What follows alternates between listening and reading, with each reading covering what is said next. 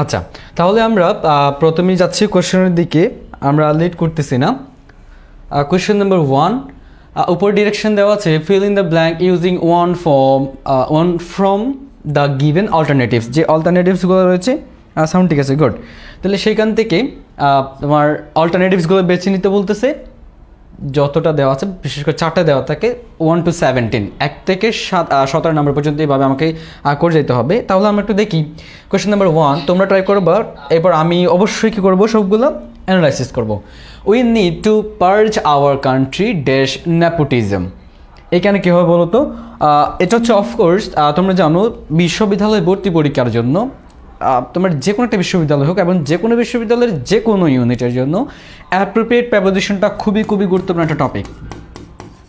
Appropriate preposition, তোমরা অবশ্যই জানো অ্যাপ্রোপ্রিয়েট প্রেপোজিশন কতটা গুরুত্বপূর্ণ। যেটাকে আমরা বলতে পারি, আর একটা নামও রাখতে পারি, সেটা হচ্ছে তোমার fixed preposition. Appropriate preposition or fixed preposition, এটাকে ফিক্সড প্রেপোজিশন বলা হয়। অর্থাৎ কিছু ওয়ার্ডের সাথে বা কিছু ভার্বের সাথে কিছু প্রেপোজিশন অলওয়েজ থাকে এবং এটা একটা নির্দিষ্ট অর্থ প্রকাশ করে। সো এগুলো হচ্ছে অ্যাপ্রোপ্রিয়েট প্রেপোজিশন। এই তোমার এই কোশ্চেনের ক্ষেত্রেও অ্যাপ্রোপ্রিয়েট প্রেপোজিশন কাজ করতেছে। তো কোনটার সাথে কাজ করে তোমাকে আগে এটা বুঝতে হবে। তো এই জন্য আগে আমি তোমাকে একটা জিনিস ক্লিয়ার করি, সেটা হচ্ছে আমরা ধরো আমি তোমাকে বললাম give up, GIVE, give up একটা অ্যাপ্রোপ্রিয়েট প্রেপোজিশন। সো গিভ আপের বাংলা অর্থ কী জানো তোমরা? ছেড়ে দেওয়া বা ত্যাগ করা বা পরিত্যাগ করা। এখন প্রশ্ন হচ্ছে, আমরা কি সব সময় গিভ আপ এটাই পাবো? না, এটা তোমার বিভিন্ন রূপে থাকতে পারে। যেমন আমি বলতে পারি তোমাকে এটা তোমার গিভিং আপ হতে পারে, গিভেন আপ হতে পারে, গেইভ আপ হতে পারে, মানে ভার্বের রূপ চেঞ্জ হতে পারে। আর একটা কথা হচ্ছে, তুমি মুখস্থ করছো গিভ আপ, এখন পরীক্ষা দেখতে পাচ্ছ এরকম গিভ স্মোকিং,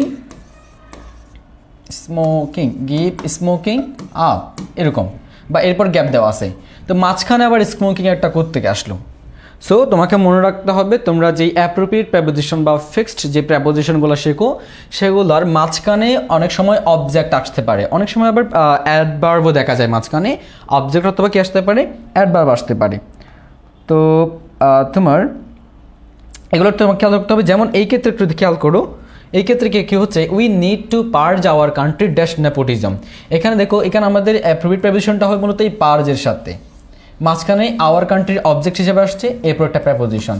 তো তোমরা জানো পার্জের সাথে কি প্রেপোজিশন কী হয়? তোমরা কি তোমাদের জানা আছে এটা? পার্জের সাথে প্রেপোজিশন কী হয় এবং এটা নির্দিষ্ট একটা অর্থ প্রকাশ করে। অনেকের এটা কনফিউজড হয়ে যাবে এই জন্য যে পার্জের সাথে প্রেপোজিশনটা তোমার জানা আছে, বাট তুমি দেখতে পাচ্ছ পার্জের পর একটা আওয়ার কান্ট্রি আসছে। তো তুমি কনফিউজড হয়ে যাবা, আমি তো শিখলাম পার্জের সাথে এটা হয়, বাট এখানে আবার আওয়ার কান্ট্রি কোত্থেকে আসতো? হ্যাঁ, আসতে পারে। অর্থাৎ তুমি যে অ্যাপ্রোপ্রিয়েট প্রেপোজিশনগুলো শিখো, সেগুলোর মাঝখানে অনেক সময় অ্যাডভার্ব আসতে পারে, আবার অনেক সময় অবজেক্টও আসতে পারে। তো এইখানে যেটা আসলো সেটা হচ্ছে একটা অবজেক্ট আসছে, পার্জ আওয়ার কান্ট্রি।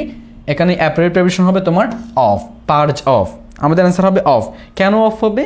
এটা অ্যাপ্রোপ্রিয়েট প্রেপোজিশন বা ফিক্সড প্রেপোজিশন, এটা একটা নির্দিষ্ট অর্থ প্রকাশ করে। কী অর্থ প্রকাশ করে? টু রিমুভ সামথিং, কোনো কিছু কী করা, পরিত্যাগ করা, বা কোনো কিছু দূর করা অর্থে পার্জ অফ ব্যবহৃত হয়, দূর করা অর্থে পার্জ অফ ব্যবহৃত হয়। সো এখানে বলা হচ্ছে উই নিড, আমাদের প্রয়োজন, to purge our country of nepotism, আমাদের প্রয়োজন আমাদের দেশ থেকে। নেপোটিজম মিন্স স্বজন প্রীতি। নেপোটিজম মিন্স কি? স্বজন প্রীতি।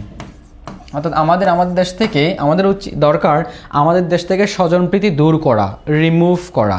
সো পার্জ, এখানে আমাদের মূল ওয়ার্ডটা হচ্ছে পার্জ, পিও হবে না, PURGE, purge of appropriate preposition. এটা মানে কি? টু রিমুভ সামথিং, বা কোনো কিছু দূর করা। সো আমাদের অ্যান্সার করতে হবে পার্জ অফ। পার্জ, এটার সাথে প্রেপোজিশন কি হয়? অফ হয়। এটার বাংলা অর্থ হয় রিমুভ সামথিং, স্বজনপ্রীতি দূর করা অর্থে। নেক্সট কোশ্চেন 2 আমরা একটু দেখি, তাহলে তোমরাও ট্রাই করতে পারো। তোমরা ট্রাই করলে এখানে মিস্টেক হলে কোনো প্রবলেম হচ্ছে না। সো 2 নম্বর প্রশ্নটা বলা হচ্ছে, the objective form of winter is dash. এইখানে অনেক স্টুডেন্ট জানার পরে ওটা ভুল করে ফেলছিল। সেটা কি? তারা ভাবছিল এখানে দি অবজেক্টিভটা পরীক্ষা হলে একটু চাপ ফেস করতে হয়, অনেক বেশি চাপ থাকে তোমার যেটা শোষ বা অ্যানজাইটি যেটাকে বলে বা হল ফেয়ার হয়ে বলে থাকে এটাকে। সো এটার কারণে অনেকে এটা কী পড়ে ফেলছিল বলে অ্যাডজেক্টিভ পড়ে ফেলছিল, অ্যাডজেক্টিভ। বাট এটা তো অ্যাডজেক্টিভ নয়, এটা ছিল অবজেক্টিভ। বলে হচ্ছে অবজেক্টিভ ফর্ম অফ উইন্টারের অবজেক্টিভ ফর্ম কি? তোমরা কি কেউ পারবা? একটু ট্রাই করতে পারো, উত্তর ভুল দিলে তো এখানে প্রবলেম হবে না। বলা হচ্ছে উইন্টারের, এটা কিন্তু কি নয়, অ্যাডজেক্টিভ বলা হয় নাই, এখানে বলা হচ্ছে তোমার অবজেক্টিভ ফর্ম। কার? উইন্টারের। সো আমরা জানি অবজেক্টিভ ফর্ম এবং কিছু সাবজেক্টের বা প্রোনাউনের সাবজেক্টিভ, অবজেক্টিভ, পসেসিভ, মৌলিক এই 3টা ফর্ম হয়ে থাকে, আরও 3টা হয়ে থাকে রিফ্লেক্সিভ হতে পারে, পসেসিভ হতে পারে, ডাবল পসেসিভ হতে পারে। মৌলিকভাবে আমরা 3টা জানি। একটা প্রোনাউনের 3টা ফর্ম হতে পারে, সাবজেক্টিভ ফর্ম যা ECTIVE subjective form, objective form, আরটা হচ্ছে আমরা বলি পসেসিভ ফর্ম, পসেসিভ। আমরা এভাবে দেখি। তাহলে আমি যদি উদাহরণ হিসাবে বলি আই হচ্ছে সাবজেক্টিভ, তার অবজেক্টিভ হচ্ছে মি, আর পসেসিভ হচ্ছে মাই, হচ্ছে প্রোনাউনের। তো এইগুলো হয় প্রোনাউনের কি তোমার এভাবে যতগুলো প্রোনাউন সবগুলোর একটা ফর্ম আছে। সাবজেক্টিভ ফর্ম হয়, অবজেক্টিভ হয়, পসেসিভ হয়, রিফ্লেক্সিভ হয়, ডাবল পসেসিভ হতে পারে, তোমার এই আরেকটা ফর্ম হতে পারে তোমার রিফ্লেক্সিভ, ডাবল পসেসিভ, এগুলো তোমার টোটাল 6টা ফর্ম হতে পারে। তো আমরা মৌলিকভাবে এই 3টার কথা বলি। এগুলো হয় তোমার প্রোনাউনের সাবজেক্টিভ, অবজেক্টিভ হয়। তো আমি যদি তোমাকে আস্ক করি, আমি যদি বলি তোমাকে রহিম সাবজেক্টিভ, তো রহিমের অবজেক্টিভ কি? সেম, রহিমের অবজেক্টিভ ফর্মও সেম, আবার তার পসেসিভ ফর্মের সাথে একটা অ্যাপোস্ট্রফি যুক্ত হয়, কীরকম? রহিমস হবে পসেসিভ ফর্ম। তো দেখো একটা নাম বা নাউনের সাবজেক্টিভ ফর্ম যেরকম, অবজেক্টিভ ফর্মও ঠিক সেম হবে। আমি আবার বলছি প্রোনাউনের সাবজেক্টিভ অবজেক্টিভগুলো ডিফারেন্ট হতে পারে রূপ, বাট একটা নাউনের সাবজেক্টিভ ফর্ম এবং অবজেক্টিভ ফর্মটা অলওয়েজ সেম থাকবে। এখন এই জায়গায় কী জিজ্ঞেস করা হচ্ছে তোমাকে? The objective form of winter is, উইন্টারের অবজেক্টিভ ফর্মটা কি? তো অনেকেই ভুল করে বলবে অ্যাডজেক্টিভ পড়ে ফেলবে। তো তারা করবে কি উইন্টারি অথবা উইন্ট্রি, অ্যাডজেক্টিভ ফর্ম। অর্থাৎ উইন্টারের অ্যাডজেক্টিভ ফর্ম উইন্টারিও হয়, উইন্ট্রিও হয়, অ্যাডজেক্টিভ ফর্ম। বাট আমাকে চাইছে অবজেক্টিভ ফর্ম, অর্থাৎ একটা প্রোনাউনের সাবজেক্টিভ, অবজেক্টিভ, পসেসিভ, তারপর তোমার ডাবল পসেসিভ, রিফ্লেক্সিভ যে ফর্মগুলো রয়েছে সেখান থেকে জিজ্ঞেস করা হচ্ছে। তো আমি তোমাকে একটু আগে বললাম নাউনের সাবজেক্টিভ ফর্ম যেরকম, অবজেক্টিভ ফর্মও ঠিক সেরকমই হয়। তো আমাকে বলতে হবে এখানে তো উইন্টারিস্টিক কোনোটাই হবে না, আমাদের অ্যান্সার হবে নান। অর্থাৎ উইন্টারের সাবজেক্টিভ ফর্ম যেটা, অবজেক্টিভ ফর্মও সেটা, উইন্টারের সাবজেক্টিভ ফর্ম যেটা, অবজেক্টিভ ফর্মও সেটা, আমাদের অ্যান্সার নান। তো যদি কোনো কারণে এখানে উইন্টার থাকতো অ্যান্সার ওটাই হতো, আমাদের অ্যান্সার কোনটা হবে? তাহলে নান। আবার বলছি ভালো করে খেয়াল করো, উইন্টারের অবজেক্টিভ ফর্ম জিজ্ঞেস করা হয়েছে, উইন্টারের অবজেক্টিভ ফর্ম উইন্টারি, আমাদের অ্যান্সার হতো উইন্টার। তো এখানে তো উইন্টার নাই, দ্যাটস ওয়াই আমাদের অ্যান্সার হচ্ছে নান। তো অনেকের প্রশ্ন হবে যে উইন্টারি অর উইন্ট্রি, এটা তো অ্যাডজেক্টিভ ফর্ম, নট অবজেক্টিভ।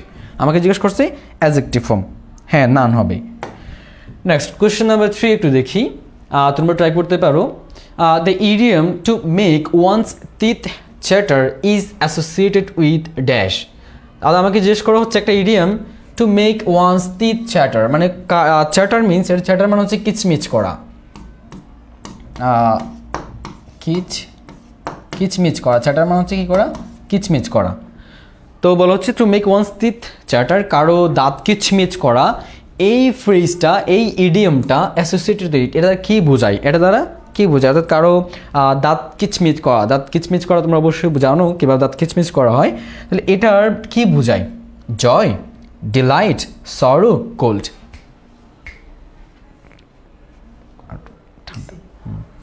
তাহলে কোনটা হতে পারে? এটা তো তোমার মুখস্থবিদ্যার উপর ডিপেন্ড করবে, এটা জাস্ট ইডিয়াম মুখস্থ করতে হবে। ইডিয়াম মুখস্থ করতে হবে। তোমরা জানো চট্টগ্রাম বিশ্ববিদ্যালয়ের ডি ইউনিটের ক্ষেত্রে তোমার B+D অর্থাৎ 2টা ইউনিটের ক্ষেত্রে, বিশেষ করে ডি ইউনিটের কথা বলি, আমি যেহেতু ডি ইউনিটের প্রশ্ন সলভ করাচ্ছি এখন, সব থেকে বেশি তোমাকে যেখানে কী দিতে হবে, গুরুত্ব দিতে হবে, সেটা হচ্ছে তোমার ভোকাবুলারি পার্টে অনেক বেশি কী দিতে হবে, গুরুত্ব দিতে হবে। সো এখানে অ্যান্সার করতেছে হাসিব, অ্যান্সার করছে সরো, স্মৃতি অ্যান্সার করছে কোল্ড। দেখো to make one's teeth chatter, তোমরা অবশ্যই জানো, তোমরা সোশ্যাল মিডিয়ার এই যুগে অবশ্যই তোমরা অনেক ভিডিওস বা রিলস দেখো, ছোটো বাচ্চারা দাঁত কিচমিচ করে ঠান্ডার কারণে। তোমরা অবশ্যই জানো শিভারিং কোল্ড যদি বলি, শিভারিং কোল্ড হাড় কাঁপানো যখন ঠান্ডা অনুভূত হয় তখন মানুষের দাঁত কিচমিচ করে, একটা কিচমিচ একটা আওয়াজ করে, কখন শিভারিং কোল্ড হলে, ঠান্ডা, অনেক বেশি ঠান্ডার কারণে।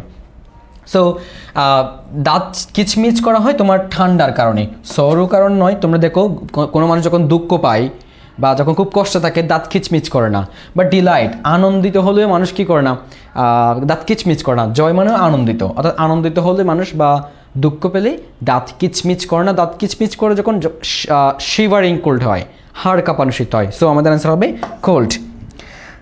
স্যার দাঁত কিচমিচের তো রাগেও করতে পারে আবার শীতেও করতে পারে, বাট আমাদের রাগে করতে পারে, এখানে তো রাগ নাই, অ্যাঙ্গার আছে, অ্যাঙ্গার।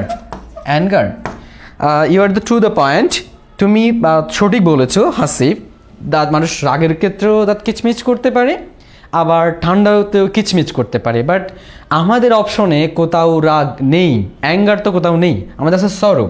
সরো মিনস দুঃখ পাওয়া, মানুষ দুঃখ পেলে কী করে না, কিচমিচ করে না। রাগের ক্ষেত্রে হতে পারে, যদি থাকতো অ্যাঙ্গার তখন সঠিক হতো, ওটা অ্যাঙ্গার হতে পারতো। তুমি এখন বুঝছো কিনা বলো হাসিফ? যদি অ্যাঙ্গার থাকতো তখন সঠিক ছিল। হ্যাঁ, ওর কথাটা ঠিক আছে, তোমরা ওকে আবার বুলি করিও না, ওর কথাটা ঠিক আছে যে মানুষ রাগের ক্ষেত্রেও কিচমিচ করতে পারে দাঁত, বাট আমাদের অপশন নাই, এই জন্য আমরা তাহলে পরের কোশ্চেন যাচ্ছি। আমাদের অ্যান্সার কোনটা হবে? কোল্ড হবে, অর্থাৎ কোল্ড মিনস এটা হচ্ছে, আটটা কথা বলে রাখি এখানে, দুটা ওয়ার্ড, একটা হচ্ছে COOL আরটা হচ্ছে COLD, কোল্ড। কোনটার মিনিং কি বলো তো? তোমরা বলবা দুটাই তো সেম, এটাও ঠান্ডা আর এটাও ঠান্ডা, তো দুটার মধ্যে পার্থক্যটা কি কেউ বলতে পারবা? দুটার মধ্যে পার্থক্যটা কি? সুন্দর প্রস্তাবনা, হ্যাঁ থ্যাংক ইউ ভাইয়া।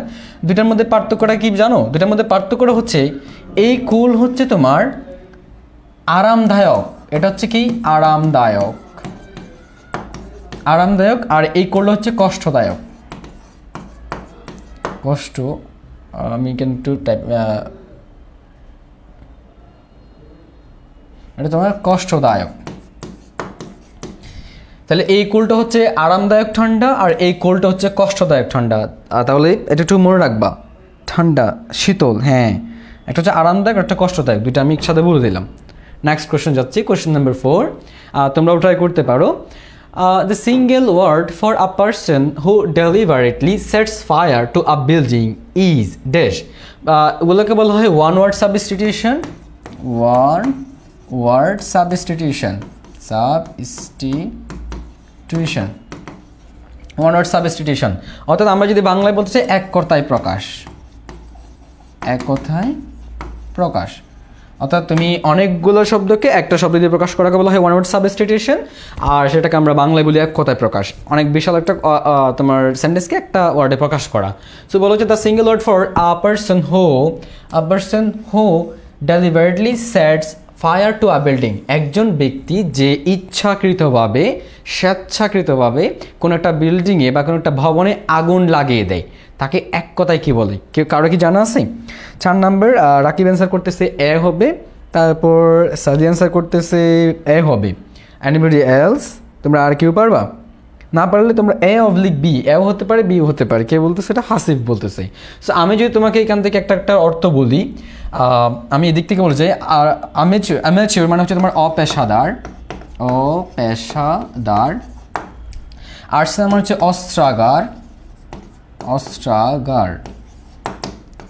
অস্ত্রাগার, তারপর ফিলান্থ্রপিস্ট মানে হচ্ছে তোমার মানব প্রেমিক, ফিলান্থ্রপিস্ট হচ্ছে মানব প্রেমিক। অ্যান্ড ফাইনালি আর্সনিস্ট মানে হচ্ছে অগ্নিসংযোগকারী।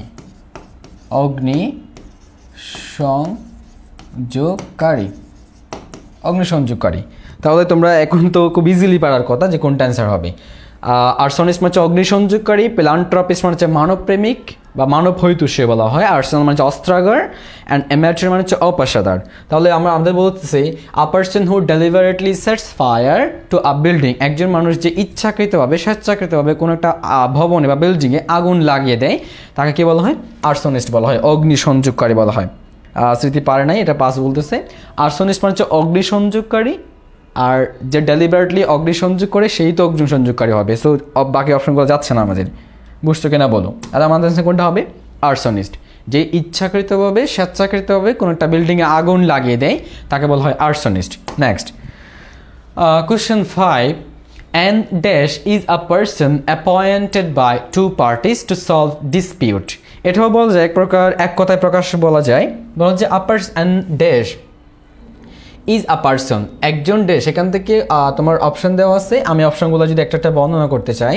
অ্যামেচিওর আমরা একটু আগেই পড়ে আসলাম, সেটা হচ্ছে অপেশাদার, অপেশাদার। তারপর অ্যাঙ্কার মানে হচ্ছে নোয়ার, অ্যাঙ্কার মানে কি নোয়ার, অর্থাৎ যেখানে তোমার কোনো কিছু আশ্রয়স্থলও বলা হতে পারে এই অ্যাঙ্কারকে। আমরা যদি আরও স্পেসিফিক করে বলি, যেখানে তোমার শিপ বা নৌকা ভিড়ানো হয় সেটাকে নোয়ার বলা হয়। আর্চার, তোমরা অবশ্যই জানো আর্চারই, আর আর্চার সেখান থেকে আসছে। আর্চার মানে হচ্ছে তোমার ধনুকদারি, আর্চার মানে হচ্ছে ধনুকদারি। অ্যান্ড আরবিট্রেটর মানে হচ্ছে বিচারক, আরবিট্রেটর মানে কি বিচারক, অর্থাৎ জাজের সিনোনিম বলা যায়। সো তোমরা এখন আশা করি অ্যান্সার করতে পারবা। 5 নাম্বার অ্যান্সার অলরেডি কয়েকজন করছে। হাসিব বলতেছে B/D, তুমি B/D দাগাইতে পারবা পরীক্ষায় না। সো এখানে তুমি যে কোনো একটা চুজ করবা, B/D থেকে তুমি এখানে তো যে কোনো একটা তোমাকে চুজ করতে হবে পরীক্ষার হলেও। দুটার মধ্যে তুমি কম্পেয়ার করবা, যে দুটার মধ্যে তুমি কনফিউজড দুটার মধ্যে একটু ভালো করে কম্পেয়ার করবা, এটা হবে না এটা, যে কোনো একটা নিবা। মিস্টেক বলতে এখানে কোনো প্রবলেমে এখানে তুমি অ্যান্সার করতে পারো। সো আমি অর্থ বললাম, কোনটা অর্থ দেখো, ডিসপিউট মানে হচ্ছে তোমার ঝগড়া বলতে পারি আমরা, ঝগড়া বলতে পারি, ঝগড়া বা ঝামেলা, বিবাদও বলা যায়, বিবাদ, ঝগড়া বিবাদ আর কি। So an dash an amateur হবে, অ্যান অ্যাঙ্কার হবে, অ্যান আর্চার হবে, অ্যান আরবিট্রেটর। কোনটা হবে বলো, আমি তো অর্থ বলে দিলাম কোনটা হবে। অফকোর্স অ্যান আরবিট্রেটর, একজন বিচারক। আ পারসন, একজন ব্যক্তি। অ্যাপয়েন্টেড বাই, তাকে নিয়োগ করা হয়। টু পার্টিস, দুই দল দ্বারা। টু সলভ, সমাধান করতে। ডিসপিউট, কোনো দুই পার্টি যখন কোনো একজন ব্যক্তিকে বা কোনো একটা বোর্ডকে তারা অ্যাপয়েন্ট করবে, নিয়োগ করবে তাদের সমস্যাটা সমাধান করার জন্য, সো সে সেখানে বিচারক হিসেবেই থাকবে। তো বিচারক ইংরেজি থেকে বলে আরবিট্রেটর। আরবিট্রেটর হচ্ছে তোমার বিচারকের একটা সিনোনিম, অর্থাৎ আমরা যদি তোমার যদি বলি বিচারক, জাজ যদি বলি, জাজ বা বিচারক একটা সিনোনিম। সো আমরা আমাদের আনসার কোনটা হবে, আরবিট্রেটর হবে। নেক্সট, আচ্ছা এখানে তোমাদের জন্য একটা অ্যানাউন্সমেন্ট রয়েছে, সেটা হচ্ছে চট্টগ্রাম বিশ্ববিদ্যালয়ের B+D ইউনিটের প্রিপারেশন অলমোস্ট সেম, তোমরা জানো। সো সেখানের সেকেন্ড টাইমার যারা রয়েছে চট্টগ্রাম বিশ্ববিদ্যালয়ের B+D ইউনিটের, যারা সেকেন্ড টাইমের ভর্তি পরীক্ষা দেওয়ার জন্য চিন্তা ভাবনা করছো, তাদের জন্য একটা কোর্স চলমান রয়েছে, যেখানে তোমার লাইভ ক্লাস রয়েছে 95, ওয়েবসাইটে আপলোডেড ক্লাস রয়েছে 90, এক্সাম থাকবে তোমার 45, অ্যান্ড প্রিন্টেড বুক তোমাকে দেওয়া হবে 2টি। সো এখানে কোর্সে তোমরা দেখতে পাচ্ছ, এটার কোর্সটি হচ্ছে 1500 টাকা। অ্যান্ড আরও বিস্তারিত জানার জন্য তোমরা এই নাম্বারে যোগাযোগ করবা, 01854346822। আরও বিস্তারিত জানার জন্য চট্টগ্রাম বিশ্ববিদ্যালয়ের B+D ইউনিটের কোর্সটা অলরেডি তোমার রানিং রয়েছে, অনেকগুলো স্টুডেন্ট আমাদের সাথে পেইড ব্যাচে যুক্ত আছে। সো আমরা তাহলে নেক্সট কোশ্চেনে যাচ্ছি। কোশ্চেন নাম্বার 6 বলছে plebiscite is a term related to. Plebiscite হচ্ছে একটি টার্ম যেটা রিলেটেড সম্পর্কিত, কার সাথে সম্পর্কিত একটু দেখো তো। আমি অপশনগুলো বলতেছি, আগে প্ল্যাবিসাইডের বাংলা অর্থ তোমাকে জানতে হবে। প্ল্যাবিসাইডের বাংলা অর্থ হচ্ছে তোমার গণভোট। প্ল্যাবিসাইডের বাংলা অর্থ কি, গণভোট। প্ল্যাবিসাইড মিন্স গণভোট। এটা কার সাথে সম্পর্কিত একটু বলো তো। স্যার যখন চট্টগ্রাম বিশ্ববিদ্যালয়ে প্রথমবার পরীক্ষা দিয়েছিলাম তখন স্যার আপনি ক্লিফ স্টোফেল অ্যান্ড ব্যালেন্স স্টোফেল এটা সলভ করেছিলেন, এটার ভিডিও ইউটিউব থেকে দেখতাম আমি। ও থ্যাংক ইউ। আমি খুব অনেক বেশি ডিটেলসে পড়াইছিলাম ওটা, ক্লিফ স্টোফেল অ্যান্ড ব্যালেন্স স্টোফেলগুলো। চট্টগ্রাম বিশ্ববিদ্যালয়ের জন্য খুবই গুরুত্বপূর্ণ অফকোর্স।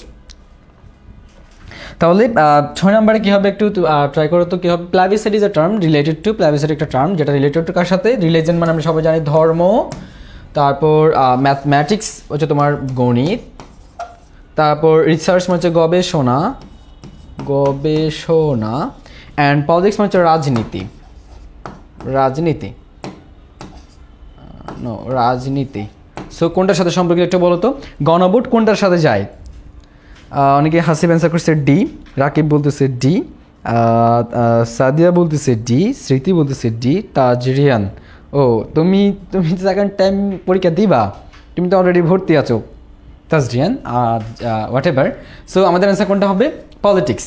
প্লাবিসাইড গণভোট, গণভোট কি ধর্মের সাথে যায়? গণিতের সাথে গণভোট রিলেটেড না, রিসার্চের সাথে নো। তো আমরা যাই গণভোট, বুট বা তোমার ভোটিং সিস্টেমগুলো তো পলিটিক্সের সাথে যায়, একটা রাজনীতির সাথে। অফকোর্স এটা তোমাদের বাংলাও তো যারা জানবে তাদের খুব ইজি হবে। সো আমরা আমাদের অ্যান্সার কোনটা হবে? Politics. Next question number 7, loaded as an informal word means. Loaded একটি ইনফর্মাল শব্দ হিসাবে এটা দ্বারা কী বোঝায়? তোমরা যাদের জানা আছে একটু বলতে পারো। লোডেড একটা ইনফর্মাল ইউজ হিসেবে কী হতে পারে? লোডেডের বাংলা মানে হচ্ছে তোমার পূর্ণ, আমি যেটা বলবো পূর্ণ। লোড পূর্ণ করা, লোডেড হচ্ছে পূর্ণ বা পরিপূর্ণ বলতে পারি, পূর্ণ বা পরিপূর্ণ লোডের বাংলা অর্থ। তো এটা তো আমরা এটার আবিধানিক অর্থটা বললাম, অর্থাৎ এটার যে তোমার যে একটা ডিকশনারিগত যে অর্থটা রয়েছে সেটা বললাম, লোডের বাংলা অর্থ। বাট এখানে বলা হচ্ছে এটা অ্যাজ অ্যান ইনফর্মাল ওয়ার্ড, একটি ইনফর্মাল, ইনফর্মাল হচ্ছে অপ্রাতিষ্ঠানিক, ব্যবহারিক। ইনফর্মাল আমরা বলতে পারি অপ্রাতিষ্ঠানিক, অপ্রাতিষ্ঠানিক বা ব্যবহারিক বলতে পারি আমরা। ব্যবহারিক করতে, ব্যবহারিক করতে এটা কী হিসেবে ব্যবহৃত হয়? Rich, poor, intelligent, inexpensive. বলো তো কোনটা হতে পারে? ভাবতেছি ভাইয়া সিউতে সেকেন্ড টাইম দিব, অফকোর্স। হ্যাঁ, তোমাদের তাসরিয়ান বিন যে কমেন্ট করতেছে, ও এখন কুমিল্লা বিশ্ববিদ্যালয়ের বিবিএতে ভর্তি আছে, অলরেডি ক্লাস করতেছে। সো ও চাচ্ছে চট্টগ্রাম বিশ্ববিদ্যালয়ে কী দিবে, আবার পরীক্ষা দিবে। অফকোর্স আমাদের স্টুডেন্ট ছিল এই সদ্য যাওয়ার সেশনে। তো আবার ব্যাটার কোনো হয়তো তার ফ্যাসিনেশন আছে কোনো ইউনিভার্সিটি বা বলতে পারো অন্য কোনো একটা ডিপার্টমেন্টের প্রতি, দ্যাটস ওয়াই হয়তো পরীক্ষা আবার দিবে। তো হ্যাঁ, তুমি কি নিতে পারো, প্রিপারেশন নিতে পারো। সো এখানে কী হবে দেখো তো, লোডেড এটা ইনফর্মাল কী হিসেবে ব্যবহৃত হয়? লোডেড পুয়ারের সাথে কখনো যায় না, পুয়ার কখনো পরিপূর্ণ থাকে না। ইন্টেলিজেন্ট, ইন্টেলিজেন্ট মানে হচ্ছে আমার মেধাবী, মেধাবীর সাথে লোডেড ওয়ার্ডটা ইনফর্মালি যায় না, এটা হচ্ছে না। ইনএক্সপেন্সিভ মানে হচ্ছে তোমার অব্যয়বহুল, মানে সস্তা বলতে পারি, অব্যয়বহুল বা সস্তা বলতে পারি, ইনএক্সপেন্সিভ। আপনার সাবজেক্ট, হ্যাঁ, ও মেবি ম্যানেজমেন্টে আছে, হ্যাঁ ম্যানেজমেন্টে মেবি। সো আমাদের অ্যান্সার কোনটা হবে? রিচ হবে। এটা তোমার লোডেড মানে ইনফর্মালি কি বোঝায়? আমরা বলতে পারি he is a loaded person, he is a loaded person. Rich person না বলে লোডেড পার্সন বলতে পারি, এটা ইনফর্মালি ব্যবহৃত হয় অফকোর্স। সো আমাদের অ্যান্সার কোনটা হবে? Rich. Next question 8, she decided to bring up the topic during the meeting. In this sentence bring up means, বলা হচ্ছে এই সেন্টেন্সে ব্রিং আপ দ্বারা কী বোঝাচ্ছে? তোমরা একটু ট্রাই করো। অ্যাভয়েড মানে হচ্ছে এড়িয়ে যাওয়া, আমি এইদিকে লিখেছি এড়িয়ে যাওয়া, অ্যাভয়েড মানে হচ্ছে এড়িয়ে যাওয়া, এড়িয়ে যাওয়া। দেন মেনশন মানে হচ্ছে উল্লেখ করা, এটা হচ্ছে তোমার মুখস্থবিদ্যার উপর ডিপেন্ড করবে, উল্লেখ করা মুখস্থ করতে হবে। এখানে ব্রিং আপ মানে কি বোঝাচ্ছে? ব্রিং আপ মানে কি বোঝায়? এটা তোমার আমরা বলতে পারি এটা গ্রুপ ভার্ব, এটা আসছে তোমার গ্রুপ ভার্ব থেকে, একটা টপিক আছে ভোকাবুলারির একটা অংশ গ্রুপ ভার্ব, ওকে। দেন রিজেক্ট মানে হচ্ছে প্রত্যাখ্যান করা, কী করে প্রত্যাখ্যান করা। কমপ্লিট মানে সম্পূর্ণ, কমপ্লিট মানে কি? সম্পূর্ণ। সো কোনটা হবে তোমরা একটু দেখো তো, এখান থেকে কোনটা হবে? তোমার রাকিব বলতেছে বি হবে, দেন সাদিয়া বলতেছে বি হবে, অর্থাৎ মেনশন হবে। Bring up, she decided to, সে সিদ্ধান্ত নিল ব্রিং আপ দ্য টপিক। এখানে ব্রিং আপ মানে হচ্ছে মেনশন, এটা তোমার মুখস্থবিদ্যা, এখানে গ্রামাটিক্যাল কোনো ফ্যাক্ট কাজ করবে না, অফকোর্স এটা মুখস্থবিদ্যা। ব্রিং আপ মানে মেনশন করা, উল্লেখ করা, সে সিদ্ধান্ত নিল উল্লেখ করার দ্য টপিক, ওই বিষয়টি ডিউরিং দ্য মিটিং চলাকালীন সেই ওই বিষয়টি মেনশন করার, উপস্থাপন করার কী করলো? সিদ্ধান্ত নিল। সো আমাদের অ্যান্সার কোনটা হবে? Mention. Next question 9, the antonym of exaggerate is. Exaggerate ওয়ার্ডের অ্যান্টোনিম কি? সো আমাকে আগে জানতে হবে এক্সাজারবেটের বাংলা অর্থ কি। এক্সাজারবেটের বাংলা অর্থ হচ্ছে তোমার বৃদ্ধি পাওয়া। এক্সাজারবেটের বাংলা অর্থ কি? বৃদ্ধি পাওয়া। এক্সাজারবেটের বাংলা অর্থ বৃদ্ধি পাওয়া। তো এটার অ্যান্টোনিম বিপরীত শব্দ। অ্যান্টোনিম কি? বিপরীত শব্দ। তো এটা বিপরীত শব্দ কি দেখো তো, কোনটা হবে দেখো তো? অ্যাগ্রাভেট। অ্যাগ্রাভেট মানে হচ্ছে তোমার, এটা মানে বৃদ্ধি পাওয়া, অবশ্যই খারাপ কিছু বৃদ্ধি পাওয়া, মানে খারাপতর হওয়া আর কি, এটা মানেও বৃদ্ধি পাওয়া, এক প্রকার খারাপ কিছু বৃদ্ধি পাওয়া। তারপর অলিভিয়েট মানে হচ্ছে হ্রাস পাওয়া। অলিভিয়েট মানে কি পাওয়া? হ্রাস পাওয়া। বা কমে যাওয়া, ইন্টেন্সিফাই মানে হচ্ছে তীব্রতর হওয়া, তীব্রতর হওয়া। তারপর ওরজেন মানে হচ্ছে অধিকতর খারাপ হওয়া, অধিকতর খারাপ হওয়া। সো অ্যান্সার কোনটা হবে? মেনশন, হ্যাঁ আগেরটা মেনশন। এটা কোনটা হবে বলো? হাসিব বলতেছে 9 বি হবে। অলিভেট মানে হ্রাস পাওয়া। আমাকে বলছে এক্সারবেটের কি বিপরীত শব্দ। সো এক্সারবেটের মিনিং হচ্ছে বৃদ্ধি পাওয়া, অ্যাগ্রেভেট মিনিং হচ্ছে বৃদ্ধি পাওয়া, খারাপ কিছু খারাপতর হওয়া, অলিভেট মানে হ্রাস পাওয়া, ইন্টেন্সিফাই মানে তীব্রতর হওয়া, ওরজেন মানে অধিকতর খারাপ হওয়া, আরও বেশি খারাপ হওয়া, ওরজেন। ওকে, সো এখানে আমাদের অ্যান্সার কোনটা হবে? অলিভিয়েট। একটা অপরটার বিপরীত। কোনটার বিপরীত? হ্যাঁ অলিভিয়েট মানে হচ্ছে হ্রাস পাওয়া বা কমে যাওয়া। আমাদের অ্যান্সার কোনটা হবে? Alleviate. Next question 10, amicus curiae. Of course এটা তোমরা যাদের কাছে হার্ড কপি আসে কোশ্চেনের 24-25 সেশনের চট্টগ্রাম বিশ্ববিদ্যালয়ের ডি ইউনিটের, এটা একটু সেখানে টাইপিং মিস্টেক ছিল। এটা টাইপিং মিস্টেক, তারা কিউরিটা বানান লিখেছিল এরকম CURI, এরকম কিউরি, বা এটা তোমার টাইপিং মিস্টেক ছিল, অর্থাৎ কিউরি বানানটা এরকম হয় না, এটা হচ্ছে QURIAE কিউরি, অ্যামিকাস কিউরি। এটা কীরকম হবে? Amicus curiae. এটার বাংলা অর্থ কি জানো? আদালতের বন্ধু। আমি একটু লিখি এইভাবে, অ্যামিকাস কিউরি, অ্যামিকাস কিউরি। এটা এরকম। এটার বাংলা অর্থ কি? এটার বাংলা অর্থ হচ্ছে তোমার আদালতের বন্ধু, আদালতের বন্ধু। অ্যামিকাস কিউরি মানে হচ্ছে আদালতের বন্ধুকে বলা হয় কি? Amicus curiae. সো কোনটা হবে একটু দেখো। সাদিয়া বলতেছে 10-এর এ হবে, ফ্রেন্ড অফ দ্য কোর্ট। আর কেউ? এটা কোনটা হবে বলো? অ্যামিকাস কিউরি এর মানে কি? তারপর হাসিব বলতেছে এ হবে, অ্যামিকাস কিউরি। আমি তো বলেই দিলাম আদালতের বন্ধু। Friend of the court, researcher গবেষক, নো। রাইটার লেখক, নো। পলিটিশিয়ান রাজনীতিবিদ, নো। আমাদের এটা কোনটা হবে? Friend of the court. Friend of the court মানে কি? Amicus curiae. এটা তোমরা বাংলা দ্বিতীয় পত্র এইচএসসিতে বাংলা দ্বিতীয় পত্রে পারিভাষিক শব্দ পড়ে আসছো। অ্যামিকাস কিউরি পারিভাষিক শব্দ। এটা কোথায় পড়ে আসছো? পারিভাষিক শব্দ, পারিভাষিক শব্দ তোমরা পড়ে আসছো। এটা কিন্তু অসংখ্যবার বোর্ড পরীক্ষা আসছে পারিভাষিক শব্দে। সো সেখান থেকে শেখা। অ্যামিকাস কিউরি মানে হচ্ছে তোমার আদালতের বন্ধু, ফ্রেন্ড অফ দ্য কোর্ট। আমাদের অ্যান্সার কোনটা বস্তু? এই নাম্বারটা, friend of the court. Next question 11, every cloud has a dash lining. এটি একটি প্রবাদ বাক্য। প্রবাদ, এটি একটি প্রবাদ বা প্রবাদ বাক্য। এটা মুখস্থ থাকতে হবে তোমাকে, কিছু প্রবাদ বাক্য মুখস্থ রাখতে হয়।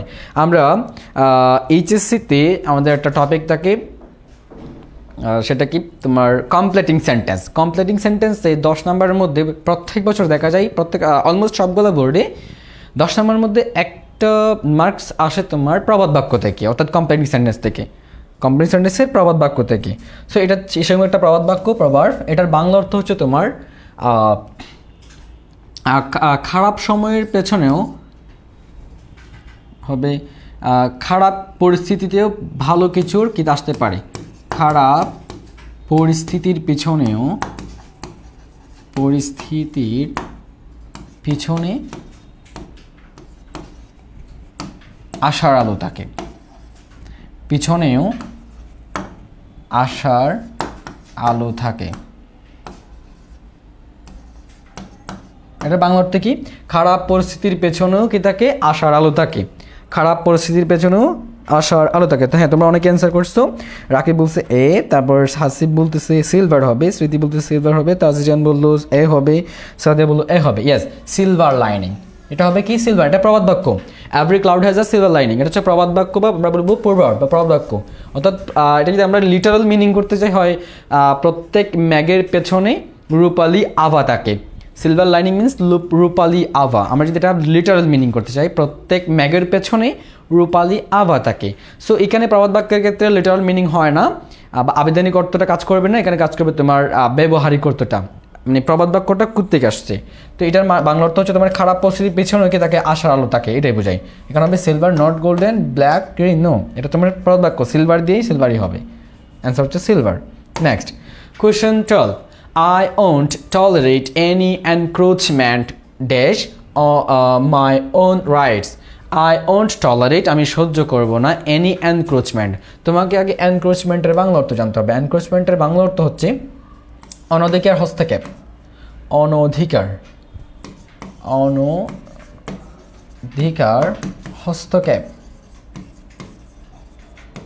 অনধিকার হস্তক্ষেপ, এনক্রোচমেন্ট ড্যাশ মাই, এখানে কি হবে বলতো, এটার অ্যাপ্রোপ্রিয়েট প্রেপোজিশন, আমি বলি এখানে অ্যাপ্রোপ্রিয়েট প্রেপোজিশন, এটা অ্যাপ্রোপ্রিয়েট প্রেপোজিশন, বা আমরা বলতে পারি ফিক্সড প্রেপোজিশন, ITI1 বা ফিক্সড প্রেপোজিশন, এগুলো মুখস্থ রাখতে হবে তোমাকে অবশ্যই। ফিক্সড প্রেপোজিশন, অ্যাপ্রোপ্রিয়েট প্রেপোজিশন বা ফিক্সড প্রেপোজিশন।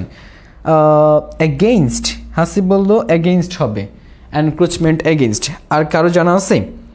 স্মৃতিও বললো এগেইনস্ট হবে, এগেইনস্ট। আচ্ছা, কেউ যেন আবার অ্যান্সার করে কি দিল, কেটে ফেললো, কী হবে একটু চিন্তা করে দেখো তো। এনক্রোচমেন্টের সাথে অ্যাপ্রোপ্রিয়েট প্রেপোজিশন কী হয়, তোমাদের এটা জানা থাকা উচিত। অ্যাপ্রোপ্রিয়েট প্রেপোজিশন এনক্রোচমেন্ট, আমি বললাম এনক্রোচমেন্টের বাংলা হচ্ছে অনধিকার হস্তক্ষেপ, মানে অধিকারের বাইরে গিয়ে হস্তক্ষেপ করা, তোমার রাইট নাই তার অধিকারের উপর কী করা, হস্তক্ষেপ করা। বলতেছে সাদিয়া বলতেছে তোমরা এটা বাংলা অর্থ চিন্তা করলেই কিন্তু ভুল অ্যান্সার করতে না, এটা কিন্তু অনেক সবাই ভুল অ্যান্সার করছো।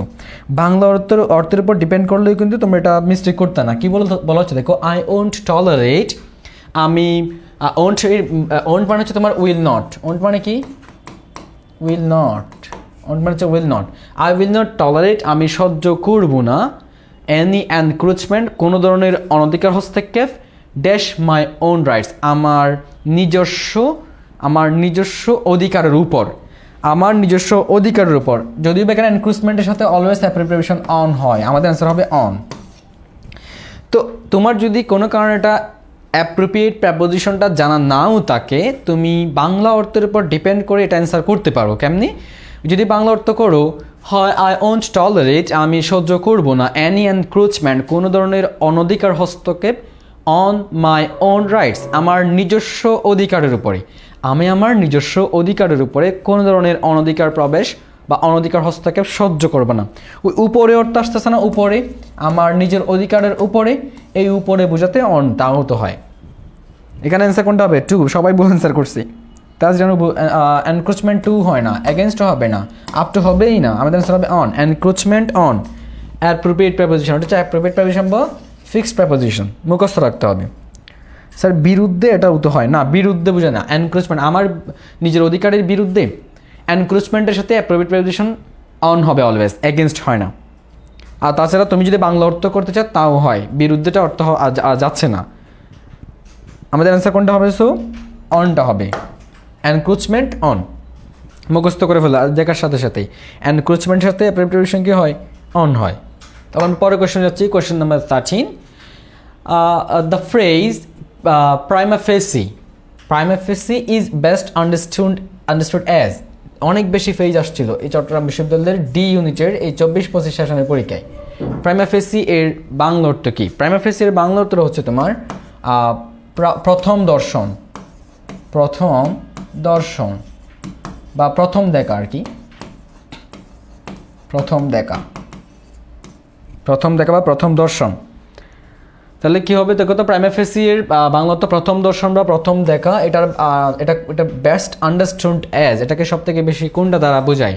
অন গুড ফেথ, ভালো ভাগ্য, on the first impression, without তোমার প্রথম সাক্ষাৎ, উইদাউট এনি এভিডেন্স, কোনো ধরনের প্রমাণ ছাড়া, বিয়ন্ড রিজনেবল, যুক্তির বাইরে। বিয়ন্ড রিজনেবল মানে হচ্ছে যুক্তির বাইরে। কোনটা হবে বলো তো?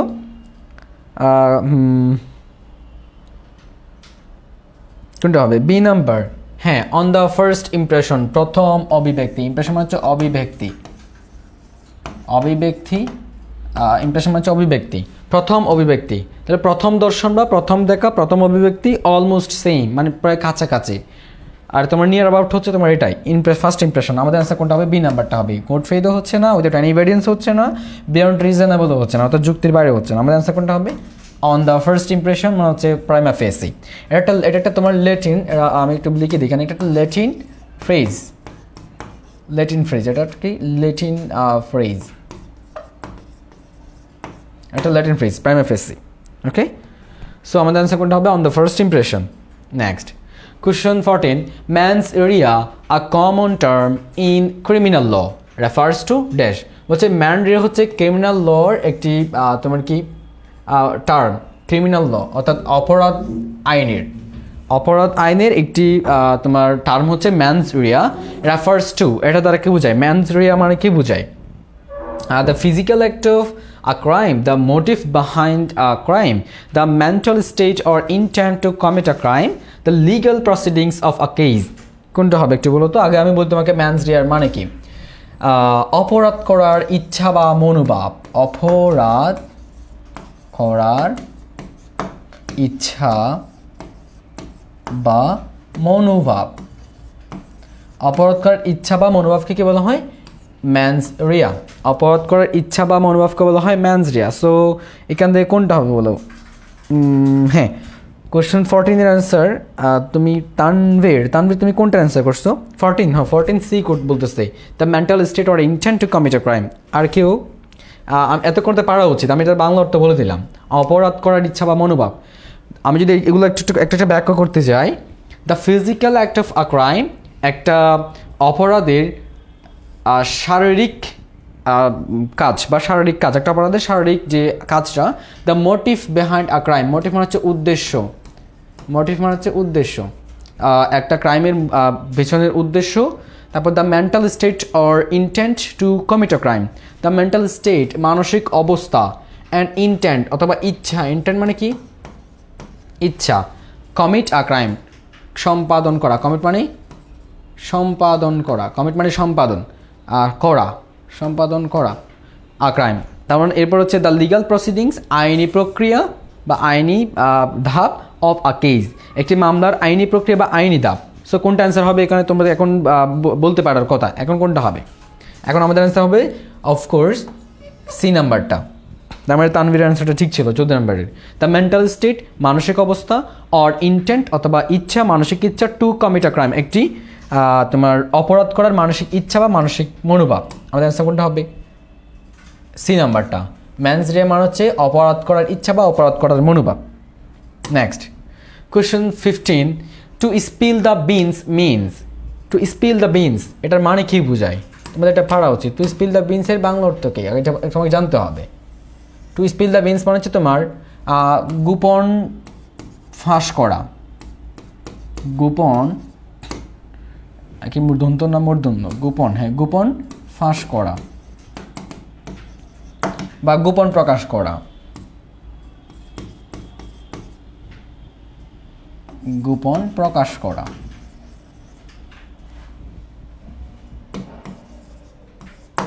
গোপন প্রকাশ করা।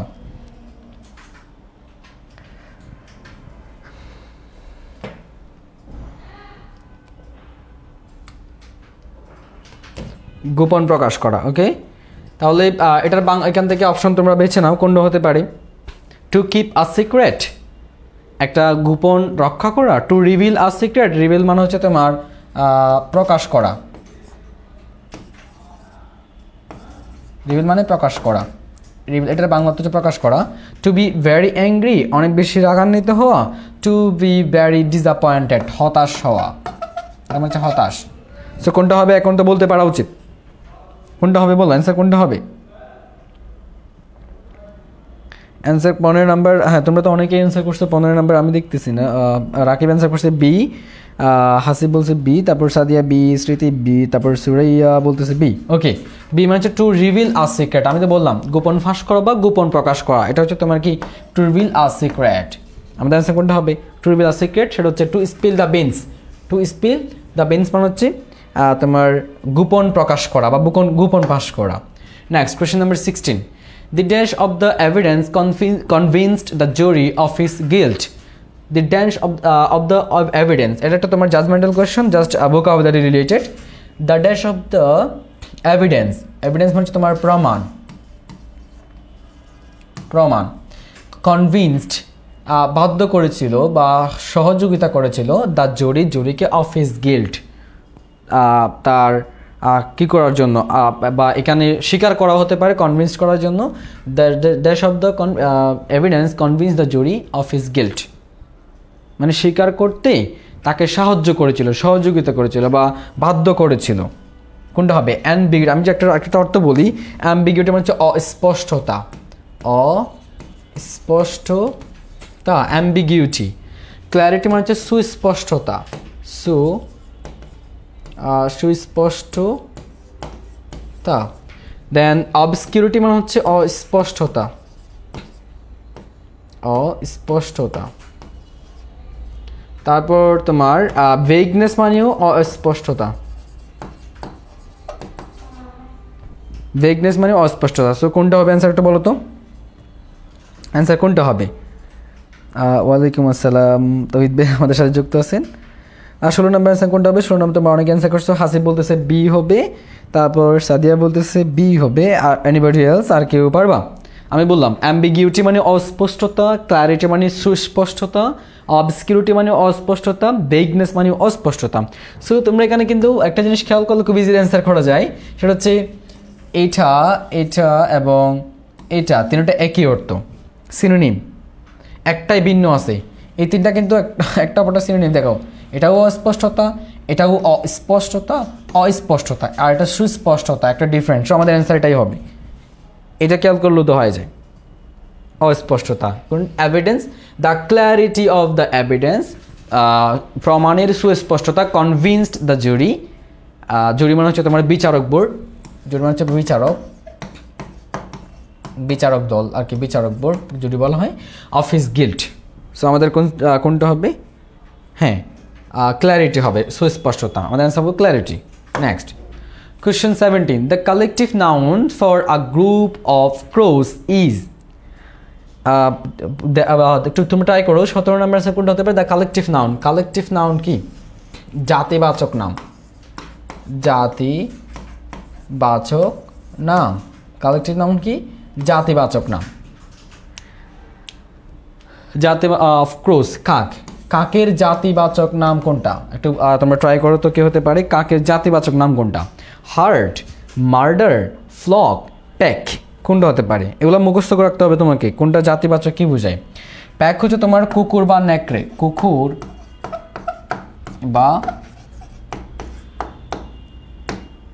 বা নেকড়ের দল, প্যাক। আর ফ্লক মানে হচ্ছে তোমার পাখি, পাখির দল, পাখির ঝাঁক, পাখি বা আমি বলবো পাখি বা ভেড়াও হতে পারে, পাখি বা ভেড়া, পাখি বা ভেড়ার ঝাঁক, পাখি বা ভেড়ার ঝাঁক। তারপর হার্ড হচ্ছে তোমার গবাদি পশু,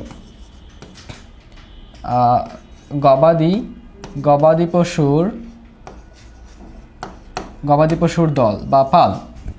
আর মার্ডার হচ্ছে তোমার কাকের দল, এটা ফিক্সড, কাকের জন্য কাকের দল। সো আমাদের অ্যান্সার কোনটা হবে? এখন তো পারা উচিত। 17 নম্বর সি অ্যান্সার করছে, রাকে ফ্লক বলছে না, সি হবে না। আর কেউ কি অ্যান্সার করছো তোমরা? 17 নম্বর কোনটা অ্যান্সার হবে? ফ্লক বলতেছে। আচ্ছা, অনেকেই তো অ্যান্সার করছে, কারণ হয়তো একটু পরে আসতেছে। আনাবিয়া তাবাসসুম বলতেছে ডি হবে, অর্থাৎ প্যাক হবে। তারপর সাদিয়া বলছে, রাকিব বলছে সি, সাদিয়ার সি, স্মৃতি বলছে সি। সবাই ফ্লক বলতেছে, পাখি বা ভেড়ার ঝাঁক। নো, ফ্লক হবে না। এখানে আমি তো প্রত্যেকটা বললাম। হার্ডের বাংলা অর্থ হচ্ছে তোমার, হার্ড হচ্ছে তোমার গবাদি পশুর দলকে হার্ড বলে, আর মার্ডার হচ্ছে কাকের দল ফিক্সড করে। তারপর ফ্লক হচ্ছে তোমার পাখি বা ভেড়ার ঝাঁক, অ্যান্ড প্যাক হচ্ছে কুকুর বা নেকড়ের দল। তোমরা এখানে কি এটা কাউ ভাবছো? কাউ, এটা কাউ নয় কিন্তু, ক্রো, CROW, কাক। সো আমাদের অ্যান্সার কোনটা হবে? মার্ডার। তোমরা তো মোস্ট মেজরিটি অ্যান্সার ভুল দিচ্ছ। এটা মার্ডার, এটা আমাদের অ্যান্সার হবে মার্ডার। মার্ডার মানে হচ্ছে কাকের দল, মার্ডার মানে কাকের দল। এখন বুঝতো কেন বলো? মার্ডার মানে হচ্ছে কাকের দল, এটা মুখস্থ করে রাখতে হবে। আমি বাকি 4টা অপশন বললাম। প্যাক হচ্ছে কুকুর বা নেকড়ের দল বা ঝাঁককে বোঝায়, ফ্লক হচ্ছে পাখি বা ভেড়ার দল, মার্ডার হচ্ছে কাকের ঝাঁক, এটা ফিক্সড কাকের জন্য, হার্ড হচ্ছে গবাদি পশুর দল। গবাদি পশু মিনস সেখানে কাউ হতে পারে, তোমার গোট, ছাগল হতে পারে, বা যে কোনো একটা গবাদি পশু। নেক্সট আমাদের অ্যান্সার কোনটা হচ্ছে তাহলে? হ্যাঁ, মার্ডার হবে। Good, murder. এবার আমরা একটু ডিফারেন্ট টাইপের কোয়েশ্চেনে গেলাম। ডিফারেন্ট টাইপের কোয়েশ্চেন হচ্ছে তোমার identify the underlined word or phrase that should be changed to make the sentence correct. 18 to 20, 28 থেকে টোটাল 3টা রয়েছে কোয়েশ্চেন।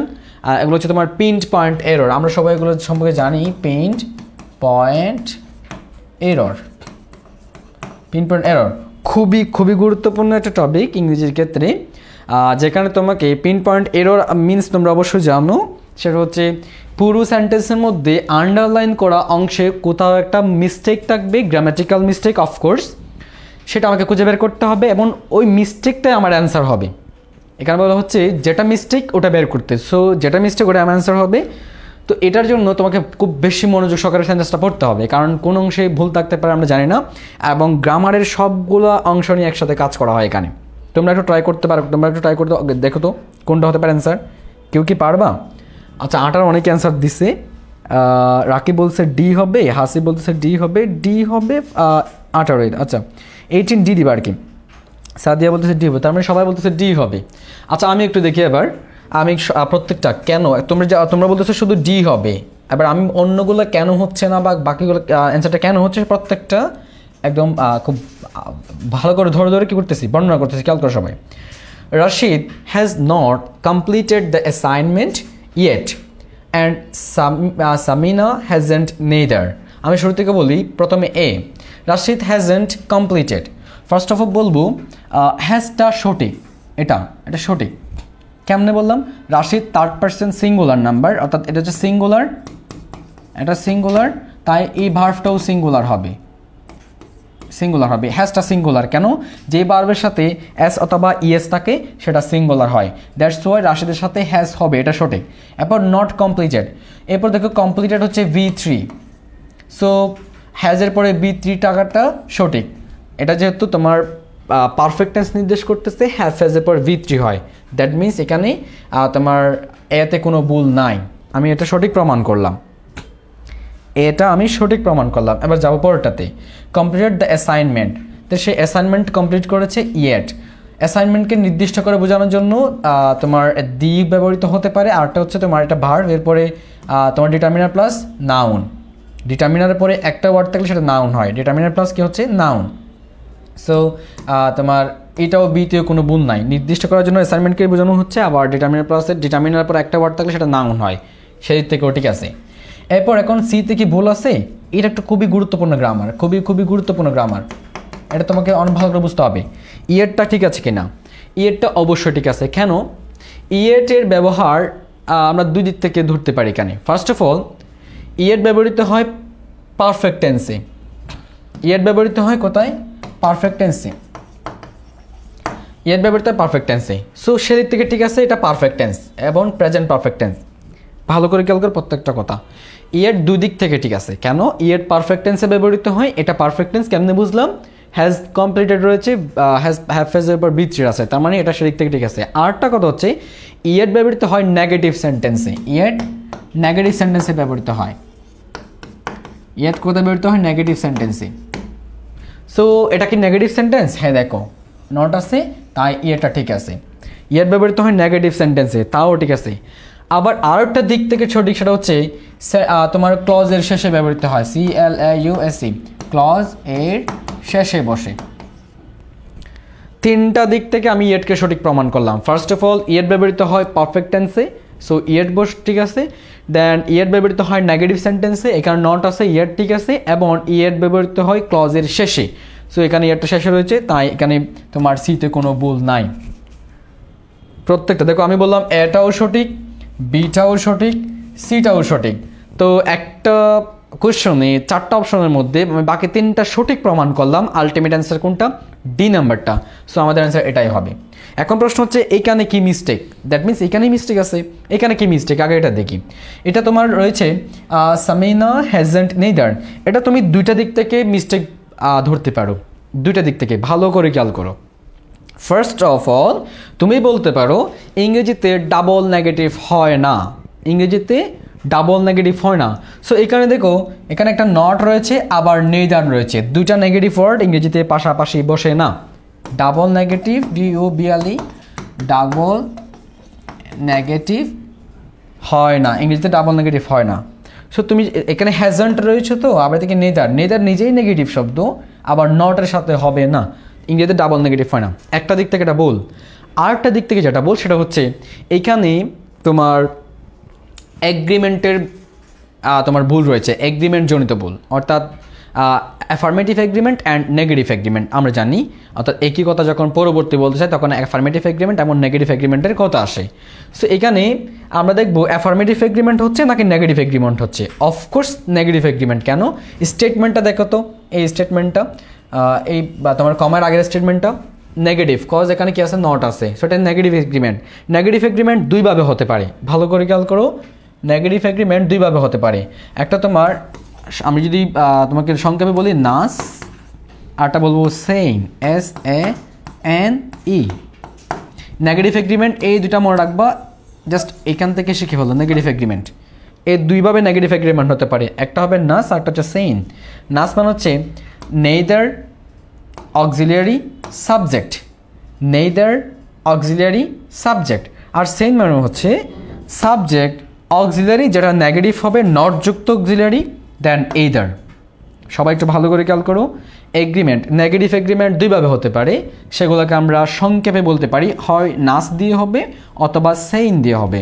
নাস means negative neither auxiliary subject, অথবা সাবজেক্ট অক্সিলিয়ারি সাথে সাথে নট থাকবে, এরপর এইদার। এখান দেখো একটাও ফলো করা হয় নাই এখান থেকে, যদি নেইদার দিয়ে শুরু করতো, এখানে নেইদার দিয়ে শুরু করা হয় নাই। সো আমরা এইদিকে যাচ্ছি না, হয় এটা দিয়ে করছে, দুটা দিয়ে তুমি এগ্রিমেন্ট করতে পারো। সাবজেক্ট অক্সিলারি যেটা নেগেটিভ হবে এইটা দিয়ে শুরু হবে। সো এখানে সাবজেক্ট দিছে, ওকে, এসপাইসি, এরপর অক্সিলারি হ্যাজেন্ট, নেগেটিভ অক্সিলারি, এরপর এইদার, এখানে দিছে নেইদার। সব ভুল হচ্ছে এখানে, এটা এখানে কি হওয়া উচিত ছিল, এইদার। আমি কিন্তু অনেক বেশি একটু তোমার হিজিবিজি করে ফেলছি বুঝাইতে গিয়ে, তোমরা একটু বুঝে নাও। এখানে এইদার হওয়াটা সঠিক ছিল, এইদার। সো এটা এগ্রিমেন্ট জনিত ভুল, সেটা তুমি বুঝতে পারো, গুড। বাট আরও একটা দিক থেকে বোঝা যায়, সেটা হচ্ছে ডাবল নেগেটিভ ইংরেজিতে হয় না, হ্যাজেন্ট নেইদার হবে না, হ্যাজেন্ট এইদার হওয়া উচিত ছিল ওটা। সো আমরা বলবো কি, আমি প্রত্যেকটা সঠিক প্রমাণ করলাম, যেটা অ্যান্সার ওটা ছাড়াও কারো কোনো কোয়েশ্চেন থাকলে করতে পারো, কোনটা বুঝো না একটু বলো তো, বুঝছো কিনা বলো, একদম 4টা অপশন বুঝছো কিনা বলো তো, আমাকে একটু রেসপন্স করতে হবে। 4টা অপশনই বুঝছো তোমরা?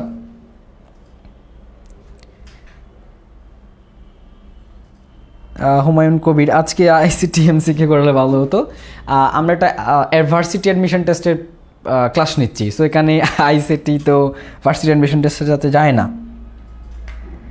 আর তোমরা একটু বুঝছো কিনা বলো, আমাকে একটু রেসপন্স করো, বুঝছো কিনা বলো। মানে প্রত্যেকটা অপশন 4টা, এটা কেন সঠিক, এটা কেন সঠিক, এটা কেন সঠিক, এটা কেন ভুল, এটা সঠিকটা কী হবে, আমি প্রত্যেকটা কী করলাম, অ্যানালাইজ করলাম। বুঝছো কিনা একটু রেসপন্স করো। তাহলে দেখো আমাদের আনসার কোনটা, ডি নাম্বারটা অ্যান্সার। ওকে, তো আমরা পরের কোয়েশ্চন যাচ্ছি, তোমরা ট্রাই করো, তোমরা ট্রাই করার পর আমি কী করবো, অ্যানালাইজ করবো।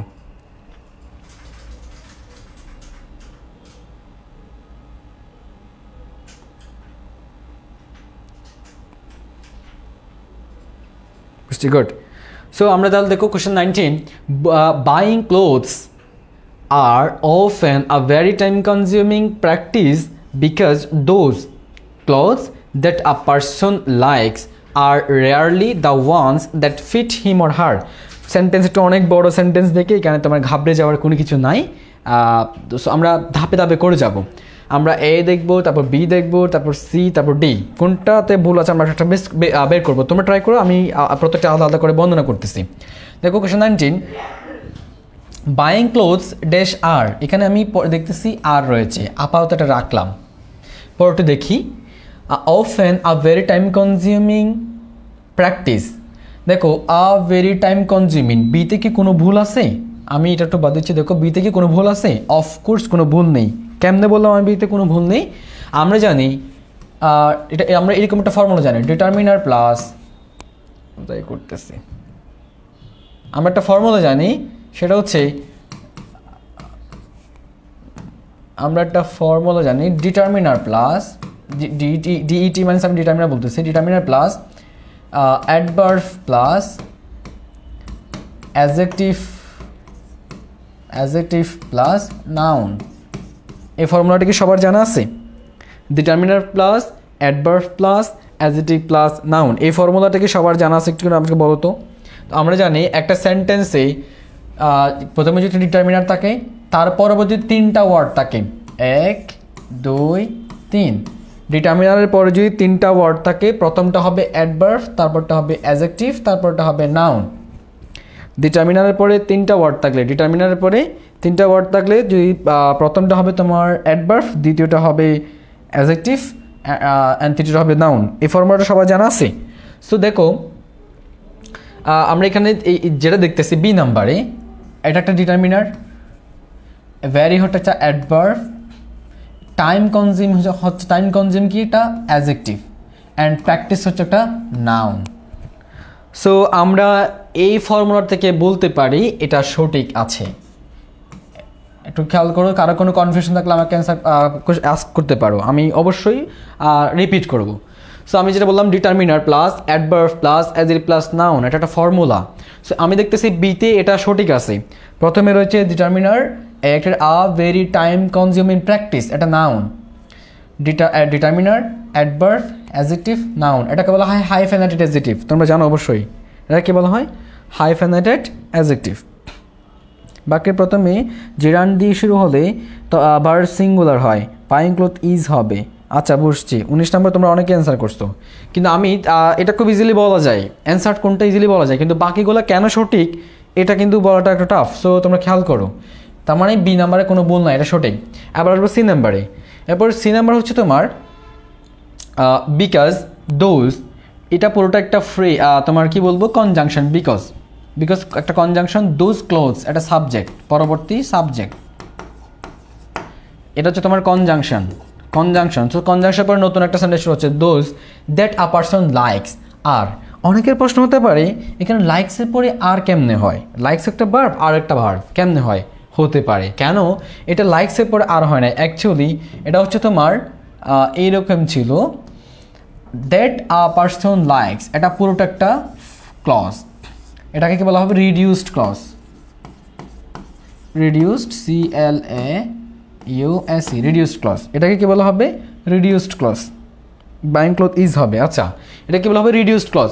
এটা যদি এই সেন্টেন্স থেকে ফেলেও দেওয়া হয়, এই সেন্টেন্সের এইদার গ্রামাটিক্যালি অর মিনিংফুলি, এটার তোমার অর্থগত দিক থেকে বা স্ট্রাকচারালি বা তোমার গঠনগত দিক থেকে কোনো ধরনের চেঞ্জেস আসবে না। কি বললাম, কোনো একটা সেন্টেন্সে যদি রিডিউসড ক্লজ থাকে, রিডিউসড ক্লজটা ওই সেন্টেন্সের অর্থের মধ্যে বা ওই সেন্টেন্সের গ্রামাটিক্যাল স্ট্রাকচারে কোনো প্রভাব ফেলে না। যদি ওই সেন্টেন্স থেকে সেটা ছুড়ে ফেলে দেওয়া হয়, কোনো পরিবর্তন আসবে না। যেমন আমি যদি বলি বাইং ক্লোথস আর often a very time consuming practice because those clothes are rarely the ones that fit him or her. So আমি যে that a person likes এটা যদি না বলি, অর্থেরও কোনো প্রবলেম আসতেছে না, তারপর তোমার গ্রামারের কোনো প্রবলেম আসতেছে না। সো এখানে that a person likes এটা আলাদা একটা অংশ, এখানে কোনো ভুল নাই। those clothes are, এই those clothes এটা যেহেতু প্লোরাল, এই আরটা সঠিক আছে। Rarely the ones that fit, আমার ডিতে কোনো ভুল নাই, রেয়ারলি দ্য ওয়ান্স এটি খুব দুর্লভভাবে একটি, দ্যাট যেটি ফিট হিম অর হার। তারপরে আমরা বুঝলাম ডিতেও কোনো ভুল নাই, সিতেও কোনো ভুল নাই, কারণ কনজাংশন বসছে, দোজ ক্লজ সেটা সাবজেক্ট, ক্লজ যেহেতু প্লোরাল, দোজটাও সঠিক আছে, এটাও সঠিক আছে, অ্যান্ড আমরা বললাম বিটাও সঠিক।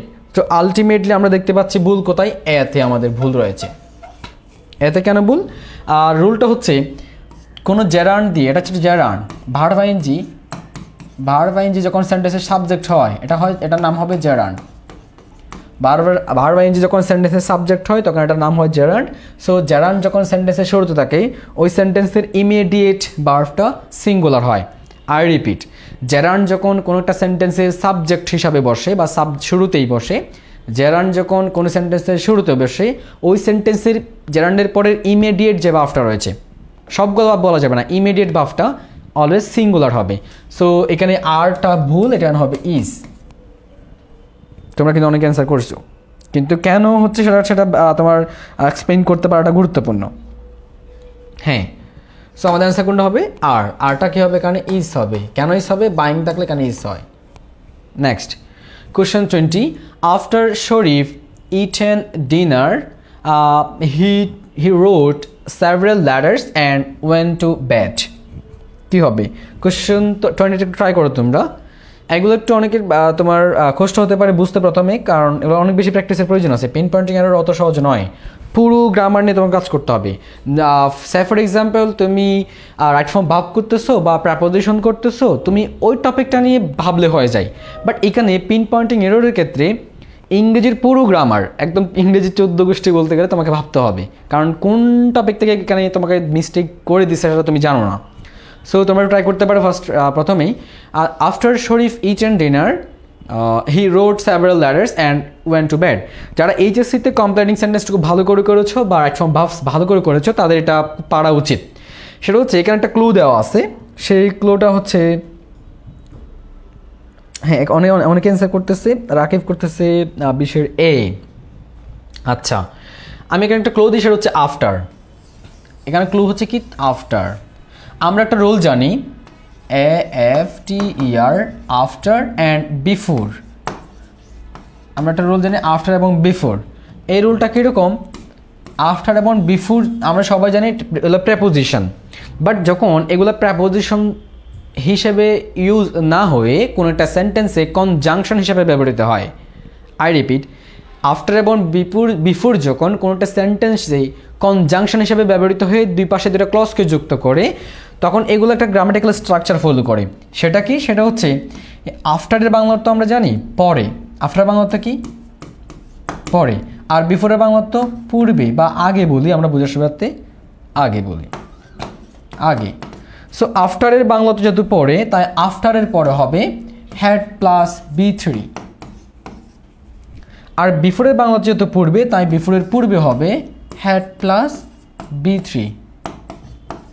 তাহলে এখন বাকি দুটা ক্লজ খালি আছে না, এই বাকি দুটা ক্লজ হবে V2 আর এটা হবে V2। ভালো করে খেয়াল করো সবাই, ভালো করে খেয়াল করো সবাই, আমি কি বললাম, আফটার এবং এটা একটা অংশ, এটা একটা অংশ, অর্থাৎ দুই পাশে দুইটা। আফটারের বাংলা তো যেহেতু পরে, তাই আফটারের পরে হবে হ্যাড প্লাস B3। বিফোরের বাংলা তো যেহেতু পূর্বে, তাই বিফোরের পূর্বে হবে হ্যাড প্লাস B3, বাকি দুইটা হবে V2। সো এটা আরও সুন্দর করে মনে রাখা যায়, আফটার পাস্ট পারফেক্ট, এটা হচ্ছে past perfect, had plus B3 means past perfect. So past perfect, past indefinite এগুলো বললে একটু তোমার ভার্বুস হয়ে যায়, মনে রাখা অসুবিধা হয়ে যায়, এই জন্য আমি সিম্বল ইউজ করতেছি। After past perfect, before past perfect, বাকি দুইটা পাস্ট ইনডিফিনিট, এগুলো এইভাবে মনে রাখা যায়। কি বললাম, after past perfect, before past perfect, বাকি দুইটা পাস্ট ইনডিফিনিট। হ্যাঁ, তোমরা অনেক অ্যান্সার করতেছো, সঠিকও হচ্ছে, কিন্তু আমি যে রুলটা পড়াচ্ছি একসাথে শিখে রাখো। After past perfect, before past perfect, বাকি দুটো পাস্ট ইনডিফিনিট, অর্থাৎ after had plus B3, before had plus B3 and বাকিগুলো হচ্ছে B2 অ্যান্ড V2। সো আমরা এখানে দেখতে পাচ্ছি তোমার আফটার রয়েছে, আফটার পরে after Sharif it and dinner. তো আফটার পাস্ট পারফেক্ট না, after past perfect, had plus B3 হওয়ার কথা না, তো এখানে B3 দেওয়া আছে, বাট মিসিং আছে কি, হ্যাডটা মিসিং আছে। ইয়েস, আমাদের অ্যান্সার এটাই হবে। তো বাকিগুলো কি সঠিক, আগে আমাকে এটা প্রমাণ করতে হবে। তুমিও তো অ্যান্সারটা শিখে নিতে পারো যে হ্যাঁ এখানে ভুল আছে, এখানে হ্যাড প্লাস B3 হওয়ার কথা। এখন বাকিগুলো কেন সঠিক, এটা আগে আমি এক্সপ্লেন করবো, সবাই একটু খেয়াল করো বাকিগুলো কেন সঠিক। তাহলে আফটার পাস্ট পারফেক্ট এখানে ভুল ছিল, আমাদের অ্যান্সার এ নাম্বার হবে, হ্যাড ইটেন হওয়ার উচিত, হয় না, এটা ভুল। তো আমরা জানি আফটার পাস্ট পারফেক্ট, বাকি যেটা পাস্ট ইনডিফিনিট, অর্থাৎ V2 হবে, এই যে আফটার ক্ষেত্রে বাকিটা V2 হবে। সো এখানে বি নাম্বার দেখো, হি রুট, হি হচ্ছে সাবজেক্ট, রুট হচ্ছে V2, তো ঠিক আছে, তো V2, তার মানে এখানে কোনো ভুল নাই। Several letters, is there any mistake, এখানে কোনো মিস্টেক আছে, নো, কারণ লেটার্স একটা প্লুরাল আর সেভারাল একটা প্লুরাল ডিটারমিনার। সেভারাল একটা প্লুরাল নাউনের পূর্বে বসে, সেভারাল প্লুরাল নাউনের পূর্বে বসে, দ্যাটস ওয়াই এটাও সঠিক। সেভারাল হচ্ছে একটা প্লুরাল ডিটারমিনার, লেটার্স ও প্লুরাল নাউন, সো প্লুরাল নাউনের পূর্বে প্লুরাল ডিটারমিনার হয়, ওই দিক থেকে এই সি নাম্বারটা সঠিক। এটাও কি সঠিক, of course. Went to bed, went হচ্ছে V2। এখানে একটা প্যারালেলিজমের রুলস আছে, খেয়াল করো কতগুলো তোমার এখানে মেকানিজম কাজ করতেছে, এটা সঠিক। কেন, আমরা জানি প্যারালেলিজমের ক্ষেত্রে অ্যান্ডের আগে যা পরেও তা, অ্যান্ডের আগে যেই টেন্স হবে পরেও সেই টেন্স হবে। সো অ্যান্ডের আগে কি টেন্স দেখো তো, রোড, V2। অ্যান্ডের আগে কি টেন্স, অ্যান্ডের আগে, এই অ্যান্ডের আগে V2 আছে, V2, তাই অ্যান্ডের পরেও V2 হবে। প্যারালেলিজমের যে রুলটা রয়েছে, অ্যান্ডের আগে যা পরেও তা, অর্থাৎ অ্যান্ডের ক্ষেত্রে অ্যান্ড যদি আমরা দিই, অ্যান্ডের আগে যদি B1 হয় পরেও B1, পরেও B1 হবে, পরেও B1, অ্যান্ডের আগে যদি B2 হয় পরেও B2, অ্যান্ডের আগে যদি B3 হয় পরেও B3, অর্থাৎ অ্যান্ডের আগে যা পরেও তা। ওকে, সো আমাদের অ্যান্সার কোনটা হবে এখানে? E10 হবে। এটা কি হবে? E10 হবে, এটা হ্যাড E10 হবে, হ্যাড E10। আমি যে কার্ডটা নিচে দেখা যাচ্ছে না, হলুদ কার্ডটা, আমি এটা স্কিপ করতেছি। ওকে, আমি তাহলে পরের কোশ্চেন যাচ্ছি। Identify the part of the sentence that contains an error 21st to 23rd। 21 থেকে 23 নাম্বার, এগুলো খুবই গুরুত্বপূর্ণ, পিন পয়েন্ট এররের মতো, অলমোস্ট পিন পয়েন্ট এররের মতো হ্যাড ইটেন হবে। সবাই একটু খেয়াল করো, তোমরাও ট্রাই করতে পারবো। আমি এবার পড়তেছি। এতে রয়েছে তোমার, অর্থাৎ এখানে কোনো ভুল থাকলে এ অ্যান্সার হবে, এখানে কোনো ভুল থাকলে এতটুকু পর্যন্ত বি অ্যান্সার হবে, এখানে কোনো ভুল থাকলে সি অ্যান্সার হবে, এখানে কোনো ভুল থাকলে ডি অ্যান্সার হবে। আমি এদিকে অপশন রয়েছে, দেখো দি প্রফেসর, এরপর ক্ষমা রয়েছে, known for her insightful lectures and rigorous grading, সি রয়েছে, then were highly respected by her students. The professor, known for her insightful lectures and rigorous grading, was highly respected by her students. এখানে কি mistake আছে একটু বলো তো, কোন জায়গায় মিস্টেক আছে? 21 নাম্বার অ্যান্সার করতেছে রাকিব, বলতেছে সি হবে, সাদিয়া বলতেছে সি হবে, এনিবডি এলস? আর না পারলে পাস বলতে পারো, না পারলে পাস বলবা, তো আমি বুঝে নিব, আমাকে কী করতে হবে, এক্সপ্লেইন করতে হবে। সো আমি একবার বলতে বলতে, দ্য প্রফেসর এরপর কমা রয়েছে, known for her insightful lectures and rigorous grade, এরপর কমা রয়েছে। আমি বলবো বি নাম্বারটা, এটা একটা অ্যাপোজিটিভ, এই পুরোটারটা কি অ্যাপোজিটিভ। অ্যাপোজিটিভের নামটা শুনছো তোমরা? অ্যাপোজিটিভ নামটা শুনছো? অ্যাপোজিটিভ মানে হচ্ছে তোমার উপাধি বা অতিরিক্ত তথ্য, উপাধি বা হ্যাঁ, তৃতীয় অ্যান্সার করছে সি হবে, উপাধি বা অতিরিক্ত তথ্য। সো আমরা জানি কোনো একটা সেন্টেন্সে অ্যাপোজিটিভ থাকলে ওই অ্যাপোজিটিভ অনুযায়ী ভার্ব হয় না, কোনো একটা সেন্টেন্সে অ্যাপোজিটিভ অনুযায়ী ভার্ব হয় না, ভার্ব হবে এই আগের অংশটা অনুসারে। তো দি প্রফেসর এখানে কোনো ভুল নাই, প্রফেসরকে নির্দিষ্ট করতে বোঝানো হচ্ছে। এরপর নোন, যে পরিচিত, ফর হার ইনসাইটফুল লেকচার্স, তার দূরদর্শীমূলক যে লেকচার্সের জন্য, অ্যান্ড রিগারিয়াস গ্রেডিং, এবং তার কঠোর গ্রেডিং নিয়মের জন্য, যেটা খুব সবচেয়ে বেশি পরিচিত, ওয়ার।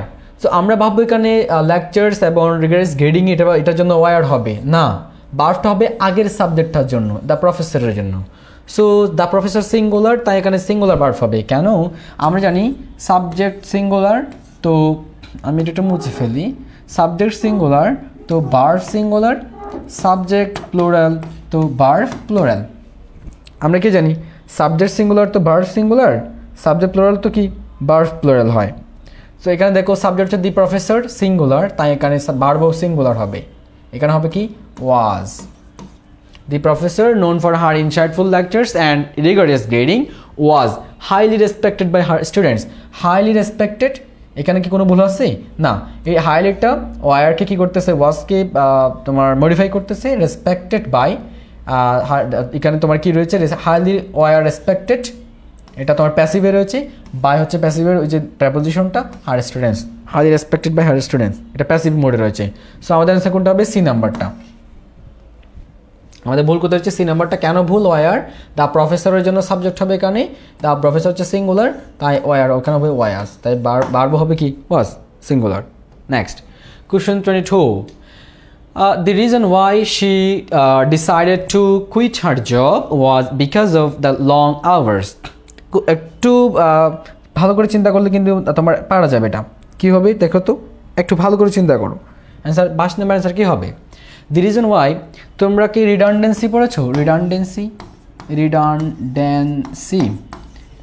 মানে বুঝো? রিডান্ডেন্সির বাংলা অর্থ কারো জানা আছে? বাহুল্য দোষ। রিডান্ডেন্সি মানে কি? বাহুল্য দোষ। এটা একটা মিস্টেক। রিডান্ডেন্সি একটা কি মিস্টেক, বাহুল্য দোষ। রিডান্ডেন্সি মানে কি? বাহুল্যতা বা বাহুল্য দোষ। তাহলে দেখো এখানে রিডান্ডেন্সি আছে, আমি একটু তোমাদের ক্লু দিলাম যে এখানে রিডান্ডেন্সি আছে কোন জায়গায়, একটু দেখো তো। রিডান্ডেন্সি অর্থাৎ একই অর্থবোধক দুইটা শব্দ বা ফ্রেজ একসাথে বসাটা, সেটাকে বলা হয় রিডান্ডেন্সি, বাহুল্য দোষ। তাহলে দেখো the reason why she decided two, আমি আগে বলবো এখানে ডিসাইডেড টু কুইট, এখানে কোনো ভুল নাই। ডিসাইডেড টু এটা তোমার V2 রয়েছে, তার মানে এখানে কোনো ভুল নাই। এরপর দেখো টু এর পর বার বেস ফ্রম কুইট মানে ছেড়ে দেওয়া, ত্যাগ করা, তার মানে এখানে কোনো ভুল নাই। হার জব তার চাকরি, ওয়াজ বিকজ, তাহলে she decided to quit her job was, এটার কারণ ছিল ওয়াজ, এটা ঠিক আছে। ওইদিকে ভি টু থাকার কারণে বিকজ, কারণ বিকজ অফ, তাহলে বিকজ অফের পরে তোমার দ্য লং আওয়ার্স ফ্রেজ হয়, বিকজ অফের পরে ফ্রেজ হয়, দ্যাটস ওয়াই, এটাও সঠিক এটাও সঠিক। তো আমরা বলতে পারি যদি বিতেও ভুল না থাকে, সিতেও ভুল না থাকে, ডিতেও ভুল না থাকে, আলটিমেট আমাদের ভুল থাকার কথা কোথায়? এতে নিশ্চয়ই ভুল আছে। কেন আমি এখন এতক্ষণ প্রমাণ করলাম তোমাকে বিতেও ভুল নাই, সিতেও ভুল নাই, ডিতেও ভুল নাই। বিতে কেন ভুল নাই? ডিসাইড টু এটা বি টু করা হয়েছে, এখানে কোনো ভুল নাই। এরপর টু এরপর ভার্ব বেস ফর্ম করা হয়েছে, এখানে কোনো ভুল নাই। হার্ড জব, এরপর ডিতে রয়েছে ওয়াজ, বিকজ ওয়াজটা ওই দিক থেকে তোমার ভার্ব বসছে, বিকজ অফ এখানে তোমার কনজাংশন বসছে এবং বিকজ অফ এর পর ফ্রেজ হয়।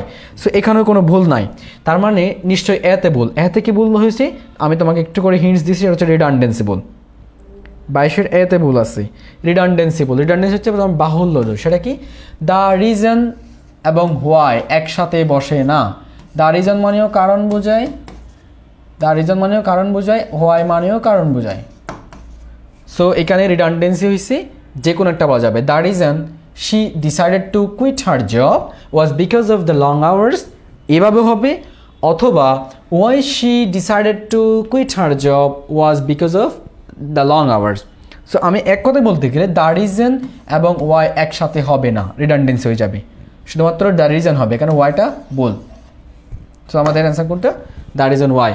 দ্য রিজন থাকার কারণে এখানে ওয়াইটা হবে না, ওয়াইটা বল, কারণ রিডান্ডেন্সি হয়ে গেছে। নেক্সট কোয়েশ্চেন 23, আগের মতো আমরা দেখি either the manager or his assistants is going to present the proposal at the board meeting. Either the manager or his assistants is going to present the proposal at the board meeting. কি হবে একটু তোমরা try করো তো, এটা তো পারা উচিত। এটা আসছে সাবজেক্ট ভার্ব এগ্রিমেন্ট থেকে, আর একটু চেষ্টা আছে আর কি। এটা সাবজেক্ট ভার্ব এগ্রিমেন্ট,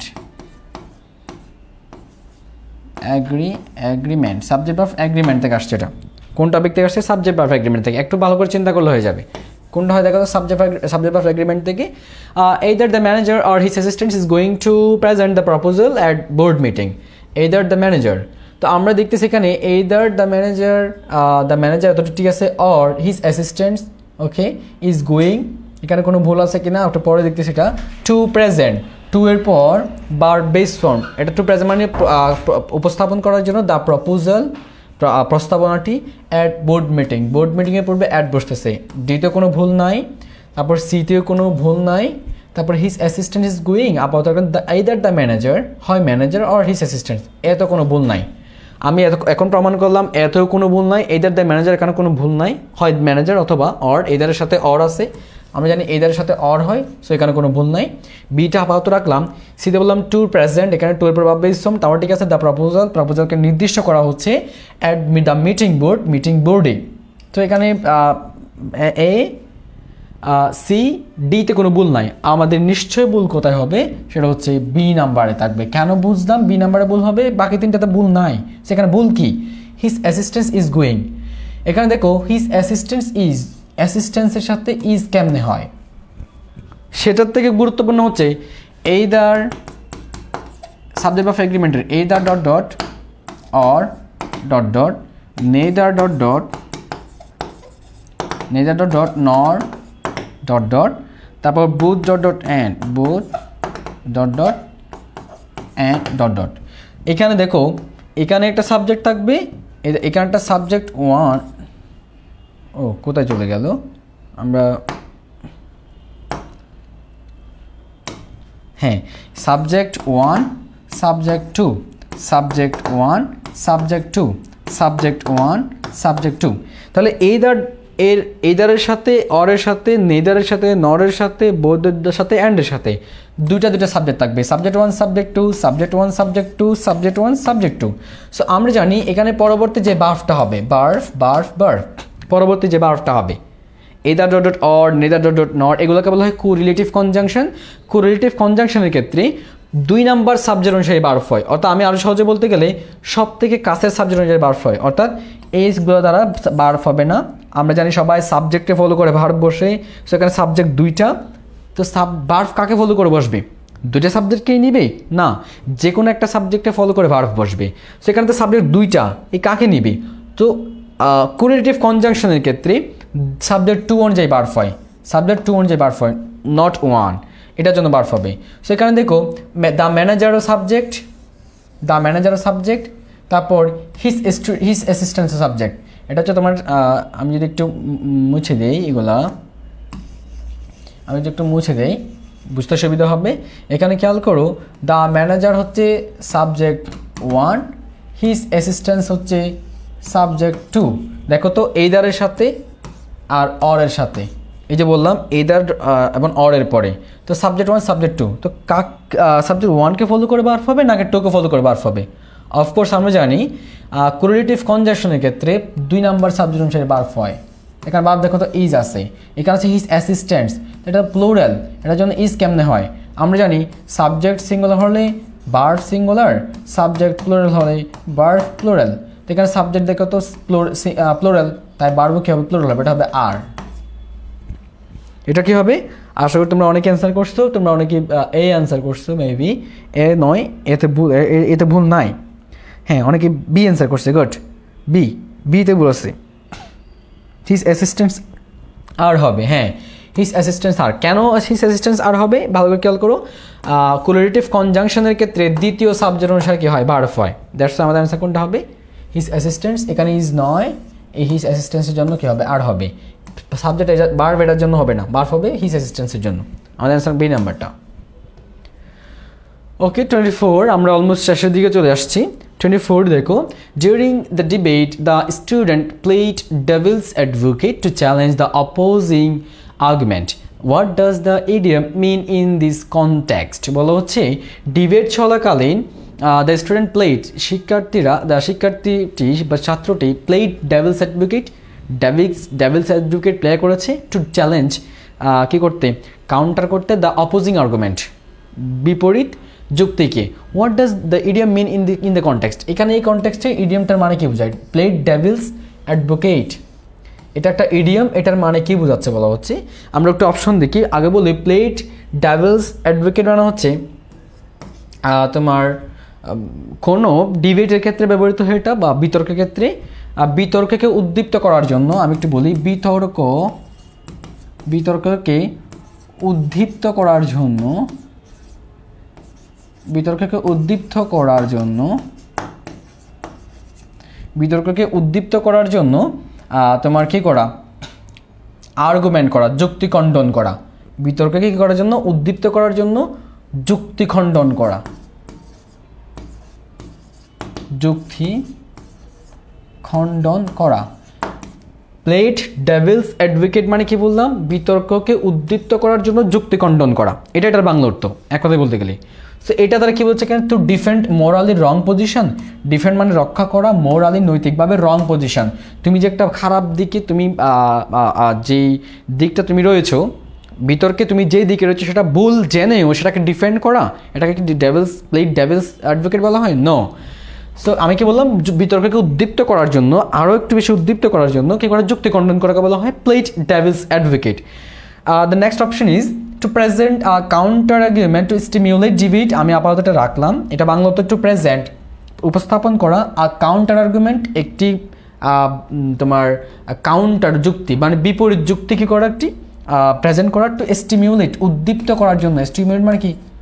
উদ্দীপ্ত করা ডিবেট, বিতর্ককে আপাতত রাখলাম। To intentionally deceive someone, deceive মানে প্রতারণা করা, অর্থাৎ ইন্টেনশনালি মানে ইচ্ছাকৃতভাবে কারোর সাথে প্রতারণা করা। তো আমাদের তো বলা হয় না ইচ্ছাগতভাবে কারোর সাথে প্রতারণা করা, এটা আসলে এটা মিনিং যায় না, সো আমরা এটা যাবে না। টু রিফিউজ প্রত্যাখ্যান করা। টু সাপোর্ট সমর্থন করতে এনি আর্গুমেন্ট, কারো কোনো যুক্তিকে সমর্থন করতে কী করা? প্রত্যাখ্যান করা। নো, এটা বলা হয় নাই। সো আমাদের আলটিমেট অ্যান্সার কোনটা হবে? বি নাম্বারটাই হবে। এটা তো আমাদের এটার বাংলা অর্থের সাথে মিলে যায়। তোমরা অনেকেই অ্যান্সার করেছো, স্যার এত লং ক্লাস নেবেন? পুরোটা শেষ করে দিচ্ছি, শেষের দিকে আমরা অর্ধেক তো শেষ করে দেওয়া যাচ্ছে না, পুরোটা শেষ করে দিচ্ছি। কতক্ষণ হচ্ছে আই ডোন্ট নো।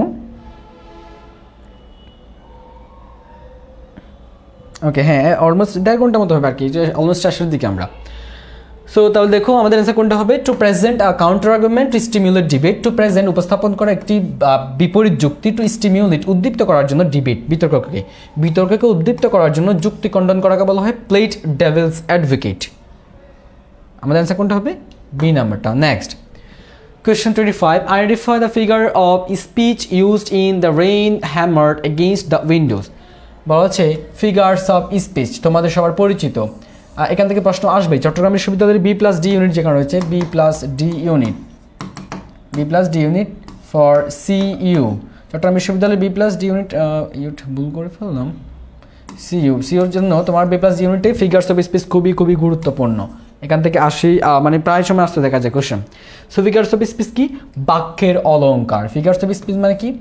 বাক্যের অলঙ্কার।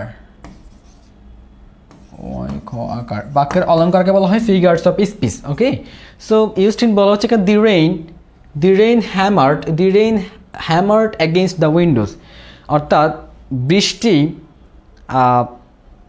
জানলার বিপরীতে হাতুড়ি দিয়ে আঘাত করছে।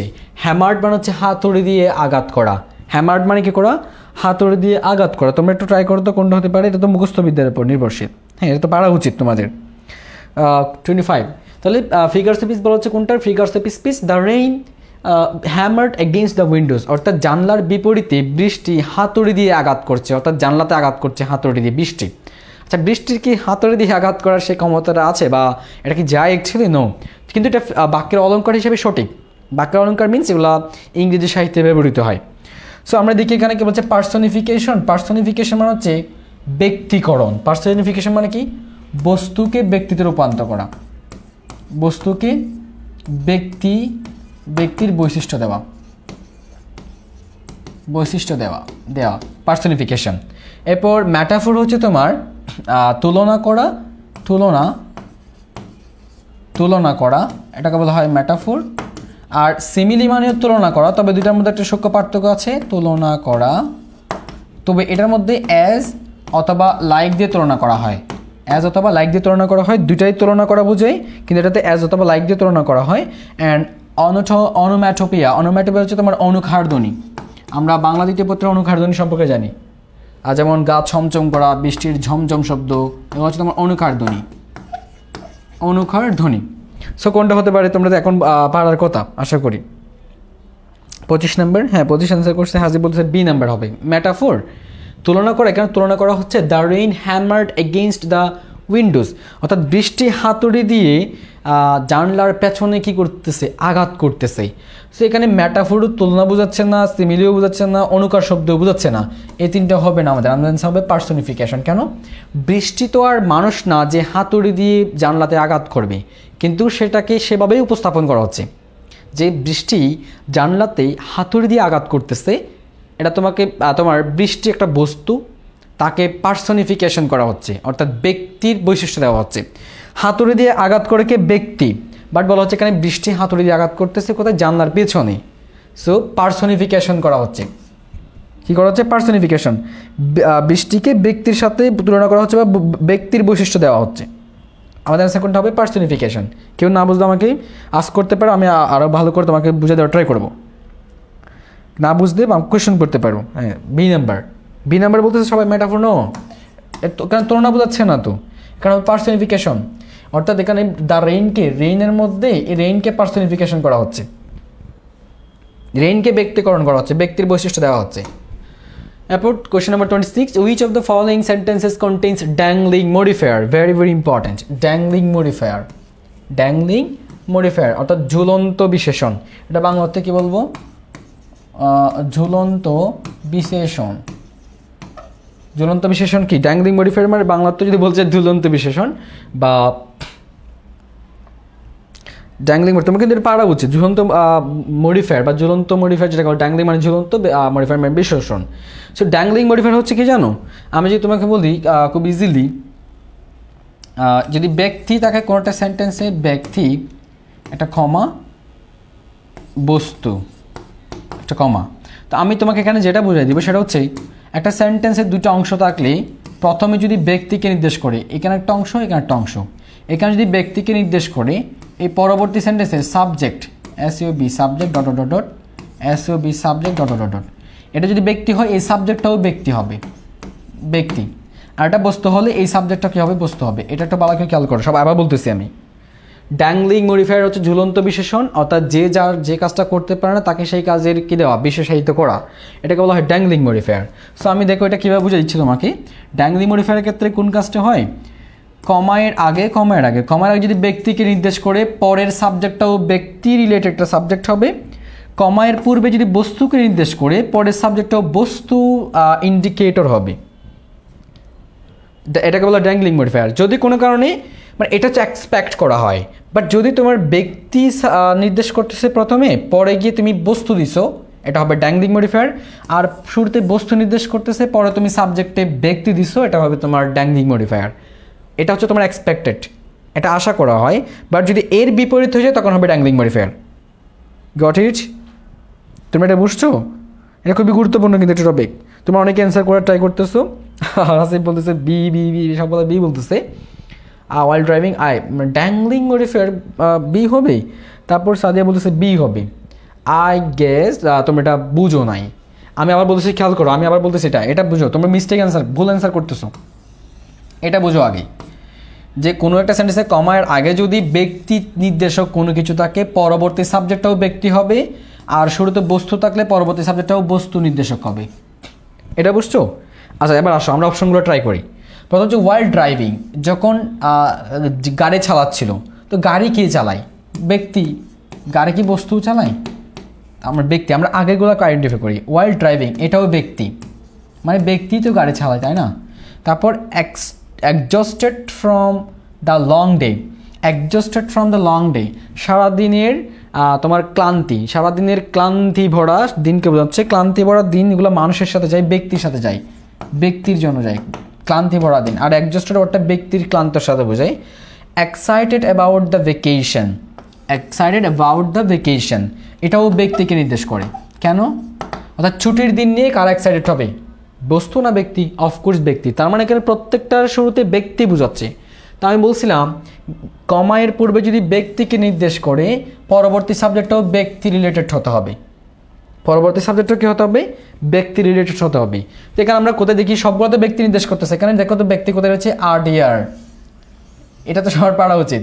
এটা হচ্ছে বস্তু বা একটা প্রাণী, বস্তু, এটা বস্তু, আমরা প্রাণীটাকে বস্তু হিসেবে ধরি।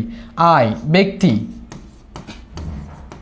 তারপর এরপর exhausted from, এরপর শি ব্যক্তি, তারপর দেখো দি কিডস হচ্ছে কি, ব্যক্তি, ছোট শিশু, ব্যক্তিকে নির্দেশ করতেছে। সো এখন তো পারার কথা অ্যাটলিস্ট। আমি তোমাকে যেটা বললাম ড্যাংলিং মডিফায়ার কি নির্দেশ করে, ড্যাংলিং মডিফায়ার সঠিক কোনটা, যে একটা সেন্টেন্সে কমায়ের আগে যদি ব্যক্তিকে নির্দেশ করে কমায়ের পরে সাবজেক্টটাও ব্যক্তি হবে, একটা সেন্টেন্সে কমায়ের আগে যদি বস্তু নির্দেশ করে পরবর্তী সাবজেক্টটা বস্তু রিলেটেড হবে। এখন আমি তোমাকে দেখালাম কমায়ের পূর্বে ব্যক্তি নির্দেশ করতেছে, গাড়ি ড্রাইভ করে ব্যক্তি, exhausted from the long day সারাদিনের ক্লান্তি, exhaustedটা ব্যক্তির সাথে যায়। আবার এখানে বললাম excited about the vacation, অর্থাৎ ছুটির দিন নিয়ে খুব বেশি উত্তেজিত কারা হয়, ব্যক্তি হয় না বস্তু হয়? অফকোর্স ব্যক্তি হয়। এবার দেখবেন কমার পরে সাবজেক্টগুলো কোনটাকে নির্দেশ করে। এখানে ডিয়ার অফকোর্স একটা বস্তু, ডিয়ার মানে একটা তোমার হরিণ তার ব্যক্তির বৈশিষ্ট্য নিতে পারে না। সো আমরা আপাতত এটা রাখলাম। দেখো এখানে ব্যক্তি রয়েছে, তার মানে ব্যক্তি, এটা সঠিক। exhausted from এখানে ব্যক্তি, এখানেও শি রয়েছে ব্যক্তি, এটাও সঠিক। excited about the vacation, the kids এখানেও ব্যক্তি, এটাও সঠিক। তো তিনটাই সঠিক।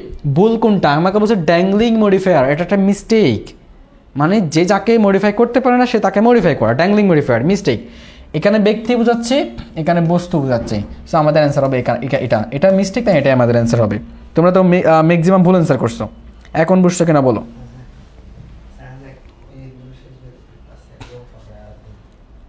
বুঝছো কিনা বলো তোমরা? আমরা তাহলে আমাদের অ্যান্সার কোনটা হবে? ওয়াইল্ড ড্রাইভিং আর ডিয়ার, এখানে ব্যক্তিকে নির্দেশ করতেছে, আর এখানে বস্তু মানে এটা প্রাণীকে নির্দেশ করতে, এটা ব্যক্তির হতে পারে না কখনো, ডিয়ারটা কোনো ব্যক্তি হতে পারে না। পড়তে যেতে পারবে না। আচ্ছা তাহলে আমরা নেক্সট কোশ্চেনে যাচ্ছি, এটা খুব easy. The past form of read, রিডের পাস্ট ফর্ম কি? আমরা জানি কিছু ভার্ব রয়েছে যেগুলোর ফর্ম সবগুলো সেম হয়, অর্থাৎ V1 V2 V3 সবগুলো সেম হয়, V1 V2 V3 সবগুলো সেম হয়। তার মধ্যে একটা হচ্ছে তোমার রিড, বাট এখানে একটা পার্থক্য রয়েছে, তোমার প্রনাউন্সিয়েশন একটা পার্থক্য রয়েছে। তিনটাই সেম, রিডের B1ও read, B2 read, B3 read, এটা B1 B2 B3 তিনটাই সেম ফর্ম, বাট পার্থক্য রয়েছে প্রনাউন্সিয়েশনে। প্রথমটা রিড হলে এটা হবে রিড, আচ্ছা আমি এটা হবে না, এরপর এটা হবে রেড, আর এটাও হবে red, read red red, read B1 red B2 red B3। So এখানে রিডের পাস্ট ফর্ম অর্থাৎ B2 কি জিজ্ঞেস করা হচ্ছে আমাকে? রিডের তিনটাই তো সেম, রিড এর জীবনও হয় না, রেড মানে তো লাল বোঝায় তাও হয় না, রেড মানে কোনো ওয়ার্ডই নেই এরকম। সো আমাদের অ্যান্সার হবে রিড। তো আমাদের কোনটা হবে? রিডটা। নেক্সট আমরা এটা থেকে identify the sentence that violates collocation rules, এটা তো অনেক ব্যাখ্যা করতে হবে না তখন। আচ্ছা তাহলে আমরা আজকে ক্লাসটা এতটুকু পর্যন্ত করি। আমাদের ফোনটা হ্যাঁ অনেক বেশি আমি অ্যানালাইসিস করে পড়াইছি এই জন্য আমরা আরও শুধুমাত্র 2টা ছিল, 28 এবং 29, টোটাল 3টা ছিল। আমরা এটা অন্য একটা সময় তোমাকে সমন্বয় করা ট্রাই করব। আমাদের ফোন একটু পরে অফ হয়ে যাবে, চার্জ নাই এই জন্য। তো আজকে ক্লাসটা এতটুকু পর্যন্ত, এতক্ষণ থাকার জন্য ধন্যবাদ সবাইকে।